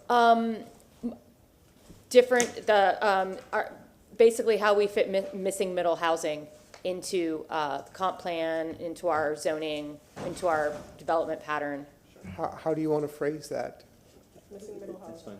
Missing, I think, Alternative housing stock or missing middle housing, that's fine. yeah, and then, because I think we'll be able to nuance it more specifically after the October workshop. We have a motion made by Councilwoman Hurtak, seconded by Councilman Maniscalco. All in favor, say aye. Is there any opposed? Ms. Zellman, Ms. Feely, thank you very much for trying to understand what's inside my head. Okay, agenda item number 13, file number E2020-48. We are still going to hear that, and Ms. Travis, you're here. Do we want to go ahead and hear 88 at the same time, since they are interlocking? Sure. Okay. Good morning again, Council. Nicole Travis. I presented a memo to you that provided an update on where we were with the Tampa Union Station. Councilman Carlson has asked for us to look at what things can be done simultaneously, how are we going to renovate the building, but this is just an accompanying memo to an agreement. The CRA board, this council asked for the CRA board to allocate $1.5 million to accelerate the renovations of the Tampa Union Station. The CRA board approved that money. This is just an agreement stating that should we receive any type of grant funding, we would reimburse the CRA from grant funding for that Tampa Union Station. I can answer any questions, but we just wanted to provide an update that has been asked by Councilman Carlson with that memo. Councilman Carlson. No, I'm happy to move this, but if we need to move, that's under consent, right? That's under consent. It's your committee, Councilman Carlson, if you want to go ahead and do it now, or you want to just go ahead and wait for the consent agenda. I can just wait the consent agenda. But thank you to Chief of Staff and Nicole and everyone else who put together this very quickly. Chief of Staff brought out like 10 of the top managers of the city to look at Tampa Union Station. We all saw firsthand how it needs to be repaired quickly. And then following on the renovation will be an RFP to do some kind of coffee shop and an incubator space. So that'll be great. Thank you. And that's outlined in the memo as well, so thank you. Any other comments or questions? Thank you, Ms. Travis. Thank you. Item number 14, file number CM 22-73043. Good morning, Council. Osea Wynn, Administrative Neighborhood and Community Affairs. Item number 14, you asked staff to report before you the possibility of getting with the CRA staff and the Arts and Cultural Affairs Division to set up an ad hoc committee to address World War II veterans, installations, memorials, and things of that sort. I provided a memo to you that shows a process or guidelines that we would use to set up a Veterans Advisory Council that would entertain those type of concerns, as well as other concerns, as we heard earlier this morning, other veteran-related concerns that should be brought to the administration or before council. I'm here to answer any questions that you may have regarding the memo. Yes. Councilman Carlson. Yeah, the original proposal was to put together a group of World War II veterans to give advice, and also to include Gary Momino, who's a historian who's written about extensively about the World War II veterans in our area and the ones that have taken the station. So I'm okay if we work with the new Veterans Committee, but I would just ask, and I'm not going to make a motion, but I would just ask that that committee put together an ad hoc group of World War II veterans, at least in a roundtable discussion. And by the way, I'm personally happy to buy food and sponsor it if you want. But I think the stories would be fascinating. But I think we need to make sure, in particular, whatever World War II veterans we could get that went through the station, that we get their stories and listen to them and hear what they say, so that we can be sensitive to them. So anyway, thank you for moving that forward. I'd like to make a motion to bring this back on February 2nd, just for an update. Second. Ms. Nguyen. Yes, sir, gladly, we would gladly do that. And if I may, what I am asking for from council is that if you have members who you think may be interested in serving on the advisory council, if you could give those names to me. Councilman Vera. Thank you very much. And that council, I motioned for that a couple weeks ago. That's coming back to us when? I guess nobody, maybe in a month or two. So it should be coming back to us. So however y'all want to formulate or anything, we had a gentleman up here, Colonel DJ Reyes, who I'm sure will be on that. Mm-hmm. And there's a lot of wonderful people. I have a question, if I may. For a council like that, do folks have to live in city limits to serve on it? I don't want to speak out of turn. Typically, yes, they do. Okay. But I would have to look and advise with our legal staff and just to see specifically, but yes, they do. Okay, yeah, and that's coming back to us in a few weeks. I know from my motion from a couple, maybe like a month or two ago. So, yeah, but we can deal with that whenever. But thank you. Yeah, so what we were trying to do, understanding that was forthcoming, we tried to include that here, but I would like to come back and report to you in terms of whether or not they can live in the city or must live in the city limits or not. Sure, and this is actually what Councilman Carlson brought up. This is actually a perfect example of what this committee could deal with, is issues like this, because I've not served, for example. Most elected officials haven't these days. That's just the way it is, one way or another. And to have a committee like that of folks who with extra sensitivity and experience on it, I think brings a lot. And this is a perfect example of it, with Councilman Carlson bringing up this issue at Union Station and the history there, and having people who are sensitive to it extra. So I think it's a great idea. Thank you. Yes, sir. Councilman Maniscalco. You had asked me the other day when you briefed me on this if I knew of anybody that wanted to serve, and my sad response was all of my World War II veteran friends are dead. Except there's one person I forgot about. A good friend of mine's brother is 99 years old, served in the Pacific, saw battle. He was right there at the front lines, and I believe he did go through Union Station. And if you met him, you wouldn't believe he would. If you talk to him on the phone, you'd think he was 50 years old. Mm-hmm. He's very sharp. I don't know if he lives in the city limits still or not, but I see him in West Tampa sometimes. And that's somebody that I'm going to reach out to who would tell you about Ybor City, and he grew up in Seminole Heights, and I think going through this train station. So I think he would fit perfect, and he's just shy of 100 years, and so this is exciting. I'm glad that we're doing this because they call it the greatest generation, mm-hmm. and they are fading away every day. Just 2 weeks ago, Councilman Vera and I heard him speak in 2020. He was over here at the right outside the Bank of America building. Woody Williams, who was the last surviving Medal of Honor recipient from World War II, he passed away a couple weeks ago. And they're just such a special group of individuals, and we just have to cherish them and embrace them and listen to their stories. And I think this is perfect as we teach new generations and younger generations that now it's their great-grandparents. It was my grandfather that served in World War II. Now it's, they're fading quickly, but I don't want them to be forgotten for their sacrifice. So good. Thank you very much. Yes, sir. Councilman Carlson, you have a motion that's on the floor after you heard from Councilman Vera. Do you still want us to vote on it? Yes, please, to bring back item number 14. Thank you. For an update on February 2nd. We have a motion made by Councilman Carlson, seconded by Councilman Miranda. All in favor? Aye. Is there any opposed? Thank you. Thank you. All right, let's talk about item agenda 15, file number CM 22-73709. Morning, Council. Morning, Chair. Vic Bide, Director of Mobility Department. I'm here to talk about item 15.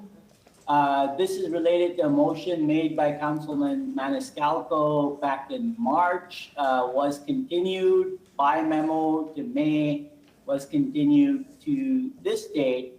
And I did submit a memo, and the memo stands. We still don't know how the monies will be spent, but this is related to the transportation surtax. So late last week, as you're likely familiar, Judge Barbas issued an order relative to the transportation surtax.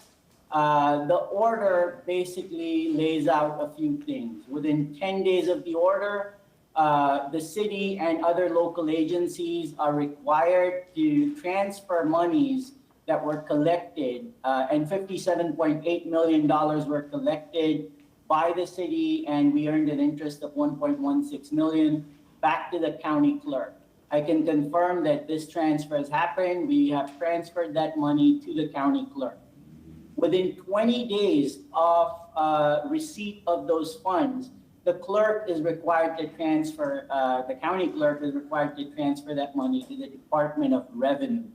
And the Department of Revenue then will treat these funds as a budget appropriation, so they'll be deemed appropriated.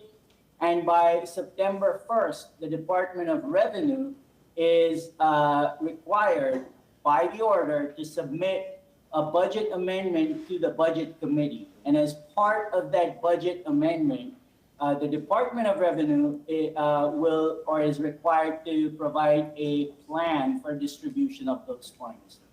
So that is the order of events. By September 1st, the Department of Revenue will be required to submit a plan to the legislature, and then it's in the hands of the legislature from there. That's as much as we know at this time. We do have David Harvey with legal also available to answer any questions. We'll be happy to take any questions at this time. Councilman Maniscalco.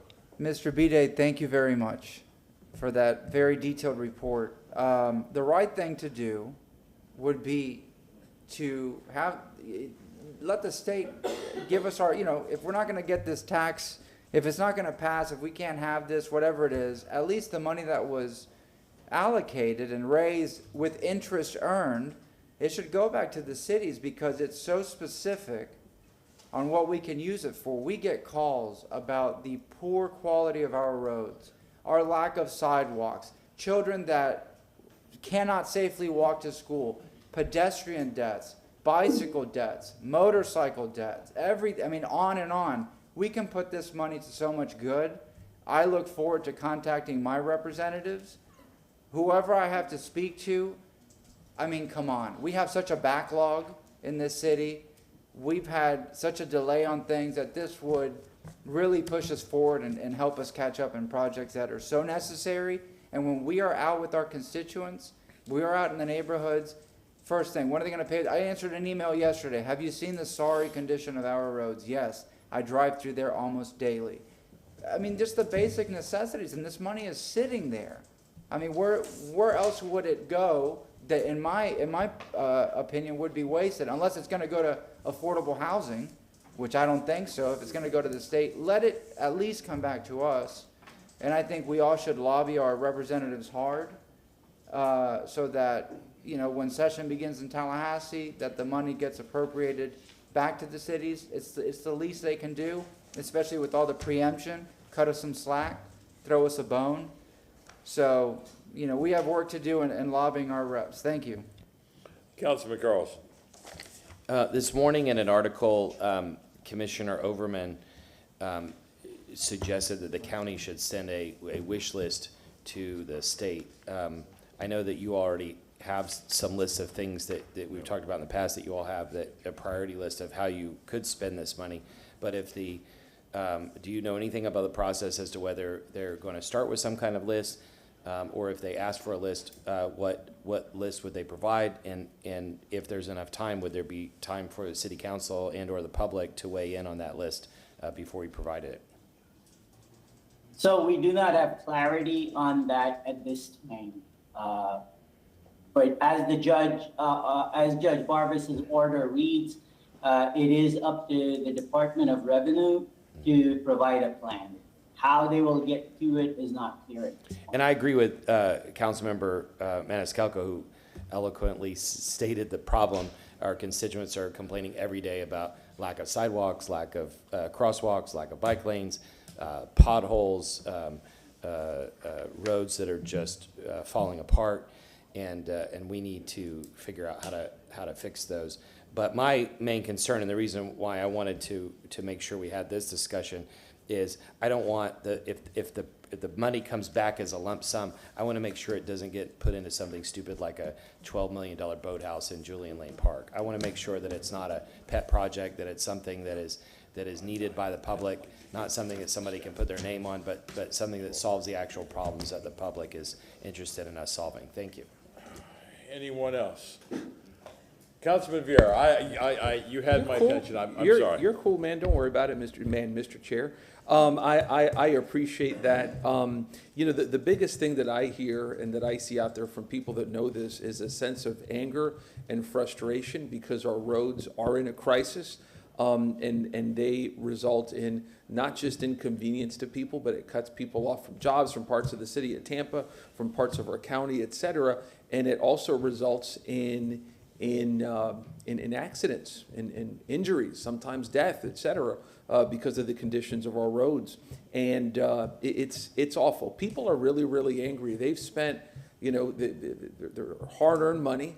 A portion of that's going to this tax, and they haven't gotten the benefit of it. And it's been, gosh, this passed in November of 2018. And I always like to cite the numbers that it passed. I think it got 57% countywide, as I recall. In New Tampa, 33647, over 3 out of 5 voters in the suburbs said, please raise my taxes, because our roads are so awful, because we need better transportation options, et cetera. And yet, 3.5, whatever years later, here we are still dealing with this issue. I do hope that Tallahassee, you know, I was laughing at what Councilman Maniscalco said about throwing us a bone. You know, it's sad that we have to utilize that kind of, you know, humorous language on throwing us a bone, but that's where we are with Tallahassee, because of not only being preempted, but when you take a look at a lot of the things they spend time on in Tallahassee, you go, there is no causal link between what you're talking about in Tallahassee and the everyday lives of Floridians and their struggles. And so I hope that our good friends in Tallahassee do the right thing on this. I know we'll be picking up the phone and talking to my dear friend, the greatest state representative in Florida, Fentress Driscoll, on this. So just thank you so much for that report. Mr. Harvey, we thank you for your perspective legal analysis. Thank you, sir. I used to work with David for a number of years, so thank you. Any other comments, questions? I find it very amusing that there is no physical money unless you have cash. There is no physical money anymore.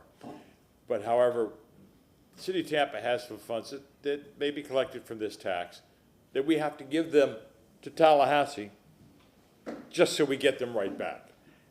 Doesn't make any sense to me. But Mr. Bidet, as always, thank you for this report. I appreciate it. All right, let's move forward. Item number 16, CM 22-75287. Do we have Chief O'Connor and Chief Tripp with us? Chief Tripp is unavailable. Assistant Chief Todd Alt is here in her place. And I just wanted to let you know, Megan Newcomb from the police department texted me that Chief O'Connor had a lunch appointment she had to be at and is sending someone over, and they're on the way, but she's not sure how quickly that person can get here. So we have a representative from ATU right now. Yeah. Simon, how you doing? Good morning, Council, Mr. Chairman, Council. How are you today? I'm here to report on the process of the ATU Employee of the Month Award. And very short and sweet. We have employees can nominate each other, and then they fill out a form, a nominee form. It goes up the chain through management for verification, because we can all call ourselves the best employee. and then over to the Chief of Staff's office. Once the Chief of Staff's office receives all of the nominees, then they're sent to my office, and then my executive board goes through all of the nominees and select the winner. Comments or questions? Councilwoman Hurtak? I'll defer to Councilman Goods first. Go ahead, go for it. Okay, so you're saying Councilman Goode. you're saying that nominations or employees can nominate and it goes to the Chief of Staff versus going to the ATU board? No, from the Chief of Staff's office, the nominees come to my office. Okay, all right, so but I guess my biggest point was, I talked to Ms. Nguyen a while back about employees who are not unionized not being a part, but now I'm understanding that that's going to change now. Is that correct? I'm sorry, can you rephrase that? My understanding that before nominations were made, if they were not an ATU member, they could not be selected. Well, a part of the ATU bargaining unit. That's how it started. When Councilman Vieira and I discussed it, you know, that's who I represent. And I talked to Councilman Vieira, and then we created the entire process. That was a little bit my concern down the road, because even with the other unions, even if I'm not a union employee, I can still be nominated as Police Officer of the Month. I don't have to be a union employee to get that nomination, because I am a police officer. I'm doing the same duties as that union person. So I guess we have to look at, this council need to look at, if that's the case, since it's general employees, is there a move to look at having a general employees, or it all still falls on the ATU for just all general employees? Well, I represent the general employees with the bargaining unit. So there's a difference between, let's say, police and fire, because they're departments, and I also represent employees within their department. But I represent everybody in the city. Right, but I think the key word is, if they were not a union person, even though you represent the bargaining unit, if they're not a union person, they couldn't be nominated to be a candidate for the Employee of the Month. Well, anybody within the bargaining unit, whether they are a dues-paying union member or not, can be nominated. Okay. Well, I feel responsible personally for all of the employees, because traditionally, whatever we were able to negotiate on behalf of the bargaining unit, also the management. And the reason I question it, because I know one employee was not selected because he was not a part of the bargaining unit. And that's why I question that, and that's why a lot of this is coming about on top of some of the other police stuff. But I just want to make sure that any employee, no matter if they are an ATU member of the General Employees Union, any employee can be selected and nominated for Employee of the Month.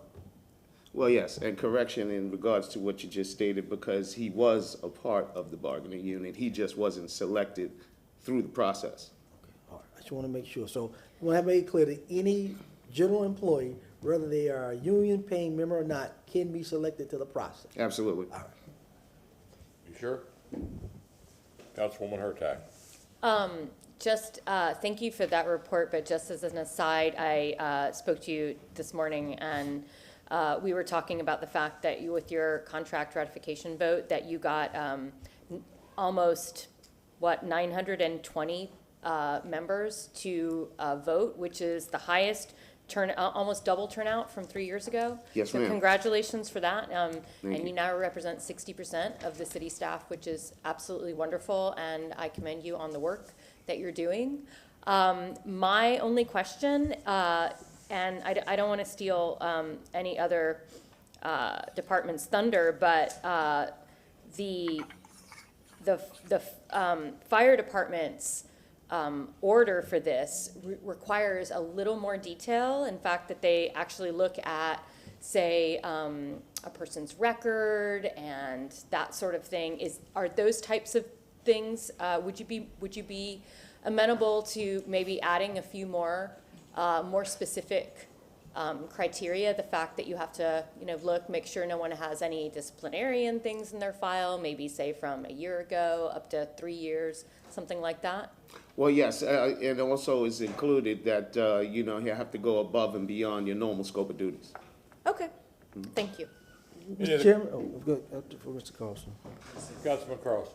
Yeah, just one quick thing. I also spoke to Mr. Simon yesterday. briefly about this, and my suggestion is there is a certain small subset of the city staff who are not eligible for any of the three unions, and if someone, a leader of that group, thinks that we should have some kind of employee of the month or quarter award for that group, my suggestion is it would be a separate award, not to cannibalize from any of the three that are out there. So if somebody in another one of those categories feels that we're missing their group for some reason, please let us know so we can look at it. Thank you. Councilman Goods. Councilwoman Hurtig talked about discipline. That's like saying a police officer jumped in a building and saved somebody's life and did it twice within less than 2 or 3 months. And sometimes that happens. I don't think that we look at he had discipline 2 or 3 years ago for him doing a great job. I just think that I've been there. I understand. I received that award. I know what those guys go through. I don't know all the fire department's criteria, but I can tell you, to be honored when you save a life or you're doing some things in that community that goes above and beyond. I don't think that discipline should be going that far back to hinder that person from being given a good accolade for doing a good job at that particular time. That's my own personal opinion. Councilman Miranda. From what I've heard from Mr. Simon, the process works because it's the employees nominating employees. And then it goes through the system, it goes through the management, and then it hits at the desk of Mr. Bennett, Chief of Staff, and then they just look at them. They don't make a choice. No. Then it goes to you, back to you, and your board makes a choice. Whoever it comes, if it was 4 or 5 individuals, he or she in the fire and police department the same way, then you make the choice, right? Your board, not you, your board. Correct. And whoever gets the most votes wins. It's like a city election. You get enough votes, you serve. You don't get enough votes, you serve yourself. Yes. Any other comments or questions? Thank you, sir. Thank you. I see we have a fire rescue chief that's on board with us. Yes, sir. Chief Alt here. Chief Tripp was unable to make it today, so I'm filling in for her. Chief Todd Alt, Assistant Chief of Operations for Tampa Fire Rescue. Okay, would you like to give us a brief run through on how the firefighter of the quarter is picked? Our firefighter of the quarter is picked by supervisors, or other people can put names in for people that they feel have gone above and beyond and should be recognized for that. The individuals are typically a letter submitted with their accomplishments or achievements that they have done to attain such status, and that's given to the awards committee, and the awards committee then reviews those and vets those through and determines which one would be the best selection. Any comments or questions? Thank you, Chief. Thank you. Okay, we have representative from TPD here. Yes, sir.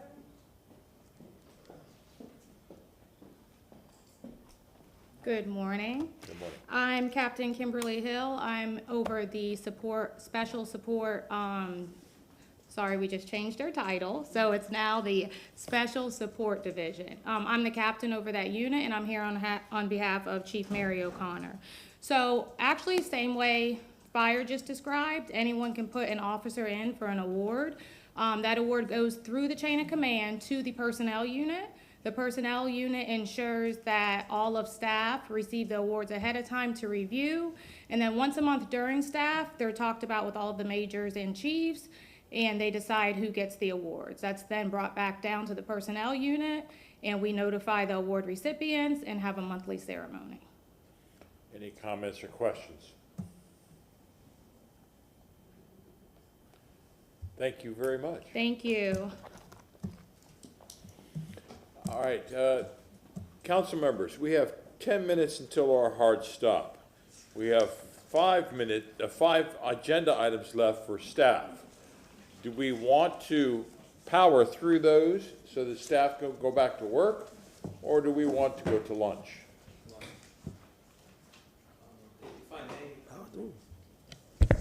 I mean, All we or can. nothing at all. Yeah, to quote Frank Sinatra, yeah, I can, I mean, it all depends on the maker. I mean, like with mine, it literally takes 2 seconds. I can go through mine in 2 seconds. I don't care.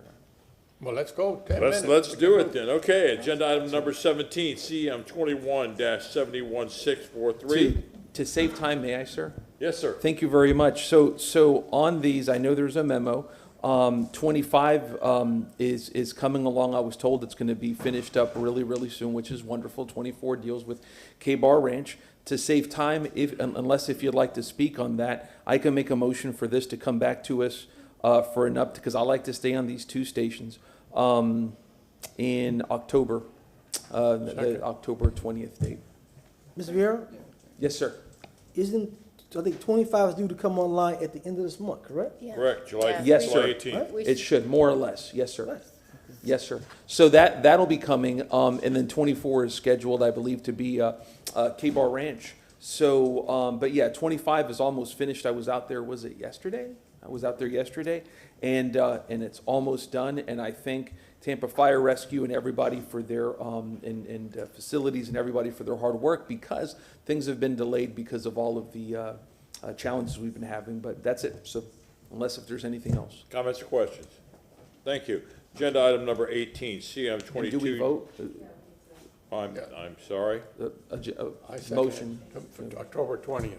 Okay, we have a motion made by Councilman Vieira, seconded by Councilman Maniscalco. All in favor? Is there any against? We got the M anyway. All right, again, agenda item number 18, file number CM 22-75389. Ms. Nguyen. Yes, good morning, council. So in this agenda item, you ask staff to appear and provide a report on regarding the structural issues and legal boundaries that code enforcement can have in some of the problematic buildings, units, greater 5 buildings with apartment rentals with 5 or more units. And also to provide an update on the mutual aid agreement to the state. I want to say that there is no mutual aid agreement with the state. I just want to put that on record. I will, however, have Keith O'Connor to provide an update on some of the structural issues. Thank you, Ms. Nguyen. Good afternoon, Council. Keith O'Connor, Neighborhood Enhancement Manager. Appreciate the opportunity to come and explain the situation with the multi-family complexes and the challenges that we all are well aware of. We did hear public comment, and I just want to start off by saying, as many of you have, I have personally been out to Silver Oaks and Timber Falls to address those issues. I'm going to talk in general terms about complexes with 5 or more units, which those fall into, and then I'll get down to some of the changes that are being made that we can address those issues. So in general terms, when we get complaints about those complexes, we address all the complaints. Sometimes it's referred to the state, sometimes it's referred to HUD, sometimes we handle it. We can always handle exterior complaints in the parking lots, in the exterior of the buildings. The sticky point was coming into the interior inspections of those buildings and the preemption from the state, which is a state statute that preempts those inspections, and the statute still stands. But based on, and these are 2 good examples, Silver Oaks and Timber Falls, we've all been dealing with them for over a year. We've looked into what opportunities we can do to make things better. We as a staff, just as you do, want the residents of these complexes to live in safe, structurally sound units like they deserve to. So we've had many meetings with legal, we've had many meetings with the state, we've had meetings with the county and HUD, and just to get to what came out of that, at this point going forward, code enforcement will cite properties if we go through the process and we are not getting anywhere. If the resources of the state and the federal government are not addressing the problems, we are now going to cite the problems and move forward. That was based on the recommendation and the research the legal department did, based on speaking with those other entities and finding out what they can and can't do. We are not gonna then just leave it and let the places continue to deteriorate. So that's where we are going forward, and if you have any questions for me or the legal staff, we're here. It's his motion. Yes, it is. Let's go to Councilman Maniscalco. Thank you very much, sir. We appreciate it. And, you know, as you mentioned, we've heard from the public this morning. Not only are they living in terrible conditions, when I heard the one speaker talk about a rat nibbling at a baby's mouth, I mean, I close my eyes, I cringe. Nobody deserves to live like that. On top of that, they're facing eviction with this, what I think is a scam of their rent is paid all the way until July, then they're slapped on with these extra fees. They don't have enough to cover those extra fees and they're facing eviction. What is wrong with our civilization and society that we make people live in garbage conditions and then we threaten to throw them out on the street after? I mean, how much greed? I mean, when does it ever stop? You know, we should be ashamed of ourselves that we treat people like this, especially when I believe housing is a right and decent housing is a right and people living in respectable conditions. You've explained it, you know, how we approach these property owners. I think it's disgusting how they act. If they're gonna raise rents and they're gonna act like this, at least take care of their property and let people live, you know, with dignity and in peace. I'll stop there and I'll wait to hear what my other colleagues have to say, but I appreciate your report, sir. Councilman Vieira. Thank you very much, sir, and thank you for that, sir. And I know we've been out to Timber Falls, and I thank you for your work and effort in that regard, and for all of the city's work. You know, I'll be making a motion, if I may, at the end of this, very briefly, on this issue. But again, what I saw, I went out again Monday and then again yesterday at Timber Falls. It kind of appeared to be, from the allegations made, from what I saw in the violations, kind of a new low. There, and it really, really angered me a great deal. It really, really frustrated me. And, you know, I wasn't planning on doing this, but on Monday when I went to meet the residents, with the residents, I marched down with about a dozen of them down to see the manager and to go, what in the world is happening here? What in the world is happening here? There's got to be a rational explanation for this. And so far, I have not seen it. You're having residents that are told that they're between $500, $1,000, to $6,000, $7,000 that they owe to the property owners there. Just, again, something that requires a great deal of scrutiny, and I'll be talking about that in the motions. Something you mentioned is very, very true with regards to the state of Florida, which is that we have very limited power in this regard, but the great power that we do have is that we can use our offices, we can use our voices, we can use, you know, go out there and tell it and get outrage to foster change on these issues. And that's what we're trying to do, and that's what I'll talk about, if I may, in the motions. But again, I thank you for your efforts, sir. Okay, can I add one thing, Councilman? Chairman? Surely. So, just to be clear, so what I need and what code enforcement needs from the citizens is a complaint. They need to call in with a specific apartment that we can then go and do an investigation in. That's what we can't do it in broad terms. I can't walk in there and just say, I'm gonna look at every apartment here. So, if I may, I just want to give out the number to our call center. Let us call us directly. We'll get the complaint logged in and we'll get the investigation going. So it's obviously 813-274-5545. 5545. Repeat that, please. 274-5545. With an 813 in front of it. Yes. Councilman Miranda. Thank you very much. I'm making an assumption that when you hear, or we hear, the term new management, leads me to believe that what's happening, that the building was sold, the complex was sold. I believe that you have to start to find out who bought the building. And I'm not trying to tell you or anyone else what to do, but we have to find out who is the corporation that owns the building, or the individuals that own the corporation, and submit them to what we just heard. I agree with Mr. Maniscalco. The only thing I disagree when he said it was we. It ain't we, it's them and they. Yeah. Them and they are the ones that are doing it. We're the ones that are hearing it, and we're the ones that are going to have to take the action to start something that the state took away from us 6-7 years ago, when it was all units, and then they said, no, anything over 5, we're going to handle. And that's what started the hassle. So I hope that we can come to some conclusion, because what I heard today, it's not only not acceptable, it's like stealing money. How can you tell somebody your rent's paid through July, but we owe so much now more? They paid $1,300, and now they're gonna kick them out? I don't understand the perimeters. So what I'm trying to think of is that they want all the cash up front so they can pay their attorneys, I guess, what's coming. That's the only thing I can think of. So that they use the same monies from the tenants over and above, that's what they're charging. And that's what the assumption that I'm taking from what I heard. And you being a former police officer certainly know how to get all that information. I appreciate very much if you get that information. Was a building sold, to who it was sold to, so we can start doing that type of pressure to find out what the facts are. Thank you very much. I really appreciate you coming down, sir. Councilwoman Hurtak.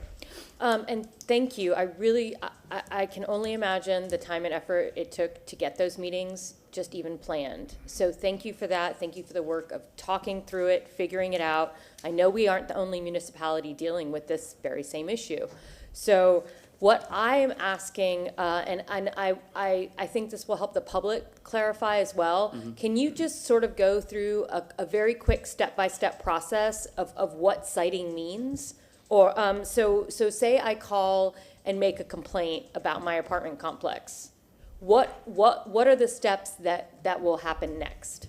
Okay. The goal of code enforcement throughout the city is compliance. So the first step is to first identify the problem, verify that there is a problem, and ask them to correct it. If it's not corrected from that point forward, typically it's 21 days, they'll get a notice of violation that this needs to be corrected. If it still goes uncorrected, it'll be set on the docket for the magistrate to hear. They'll come in here and hear the complaint, but that is a process. Yes, 21 days to get it, then you get on the docket, can be a few months. All the while, it may or may not get corrected. Before they're heard in front of the magistrate, there's still opportunities to correct. If it's corrected, it gets closed. If not, the magistrate hears it, and it's under the magistrate's jurisdiction what to do then. Sometimes it's a daily fine, sometimes it's an extension, and it goes from there. But the important thing is they have to call in, they have to identify themselves, give us a complaint, and and that starts the process. And one more point of clarification. Does this now mean that you are able to go into these apartments? We can go in that's why I need them to call in, and we have to schedule a time. We can go in there with them. We are gonna still go through the process of trying to get the state involved, HUD, everything. And if they don't have the resources, if for some reason they can't handle it, then we will do that. So with the 5 or more units, we still are gonna go through the process we've been going through, trying to get compliance. These particular properties do change management a lot. They've both changed in the last year. We get in there, we have a good relationship. I've talked directly on the phone with who's ever in charge of the people at the property. They get moving, things start going, and then 4 or 5 months later, it changes hands. I don't know if it's a complete ownership change or a management change, but we'll look into that. So the process, it's a little different because they are 5 or more. The preemption has not gone away, but basically what we're saying is the state had jurisdiction, they don't have the resources, or it's not under their jurisdiction, things aren't getting done, then we will step in and take care of it. Thank you. You're welcome. May I, if anybody? Councilman Vieira. Thank you, sir. May I make a quick motion in this regard, sir? Surely. I appreciate it. Is anybody else? Just making sure. And one thing I also wanted to say really fast is that with Timber Falls, I came to know it's about the power of the media and great journalism through the work of Emily Mahoney with the Tampa Bay Times. If it wasn't for her, I wouldn't have come to my view. So that's what wonderful journalism does. Just a multi-pronged motion, if I may. First, I actually have a letter that I was going to send to Timber Falls. I've exchanged emails with the manager over the last 3 days. I have a letter, and if I may, I was going to have a letter of concern, outrage with the call to action, and make it from Tampa City Council. Second. So that's the first part, if I may. The second part is, and it's to have legal, and I'll give them as much time as they need because I know legal research takes time, but two things, which is number one, has any law or ordinance been violated with what's been done to these residents and tenants. I know that management is saying that there's back due rent, et cetera, just to have a dive into that. And I can meet with you guys with more specificity on this and as much time as y'all need. The number two is there any kind of law or ordinance that the city of Tampa can pass to address this? Because I tell you what, it sure as heck seems bad to me to tell folks who are earning at minimum wage or on disability or senior citizens, you owe us $7,000 from that back due rent, and if you don't pay us that in 3 or 4 days, then you're potentially out. That's wrong to me. So that's, and then fourth, and I'll get with you guys on this, is to have a community meeting out there with our Office of Human Rights, with code enforcement, and with different entities. And I can work on that with my office in the next couple of weeks or so. But that's my motion, if I may. For the legal issues, let's do 60 days on that. And they may need more time, they may need less time, but I can call up the legal department on that for whatever that is. In the letter, I can frankly have it out by tomorrow. Is that going to be from the chairman or from city council? How's it going to be, or on behalf of city council? Whoever, it doesn't matter. Yeah, on behalf of city council is fine. That's fine. And that's it. What was the date on? Is that enough time for legal? Yes, and again, if legal needs more time on that, because that's a very open-ended research issue there, I'm glad to give more time on that, so we can tentatively put it on that date. Thank you, that's it. Motion made by Councilman Vieira, second. Speaking of the motion, I'm sorry, and I'm not a Councilman lawyer, Miranda. I'm not anything like that, but if they're taking HUD money direct, or they're anything to do with Tampa Housing, believe me, the money stops if there's a problem. I'm sure. So you're right. That's it. Motion made by Councilman Vieira, seconded by Councilman Maniscalco. All in favor? Aye. Is there any opposed? All right, ladies and gentlemen, we are at recess until 2 o'clock.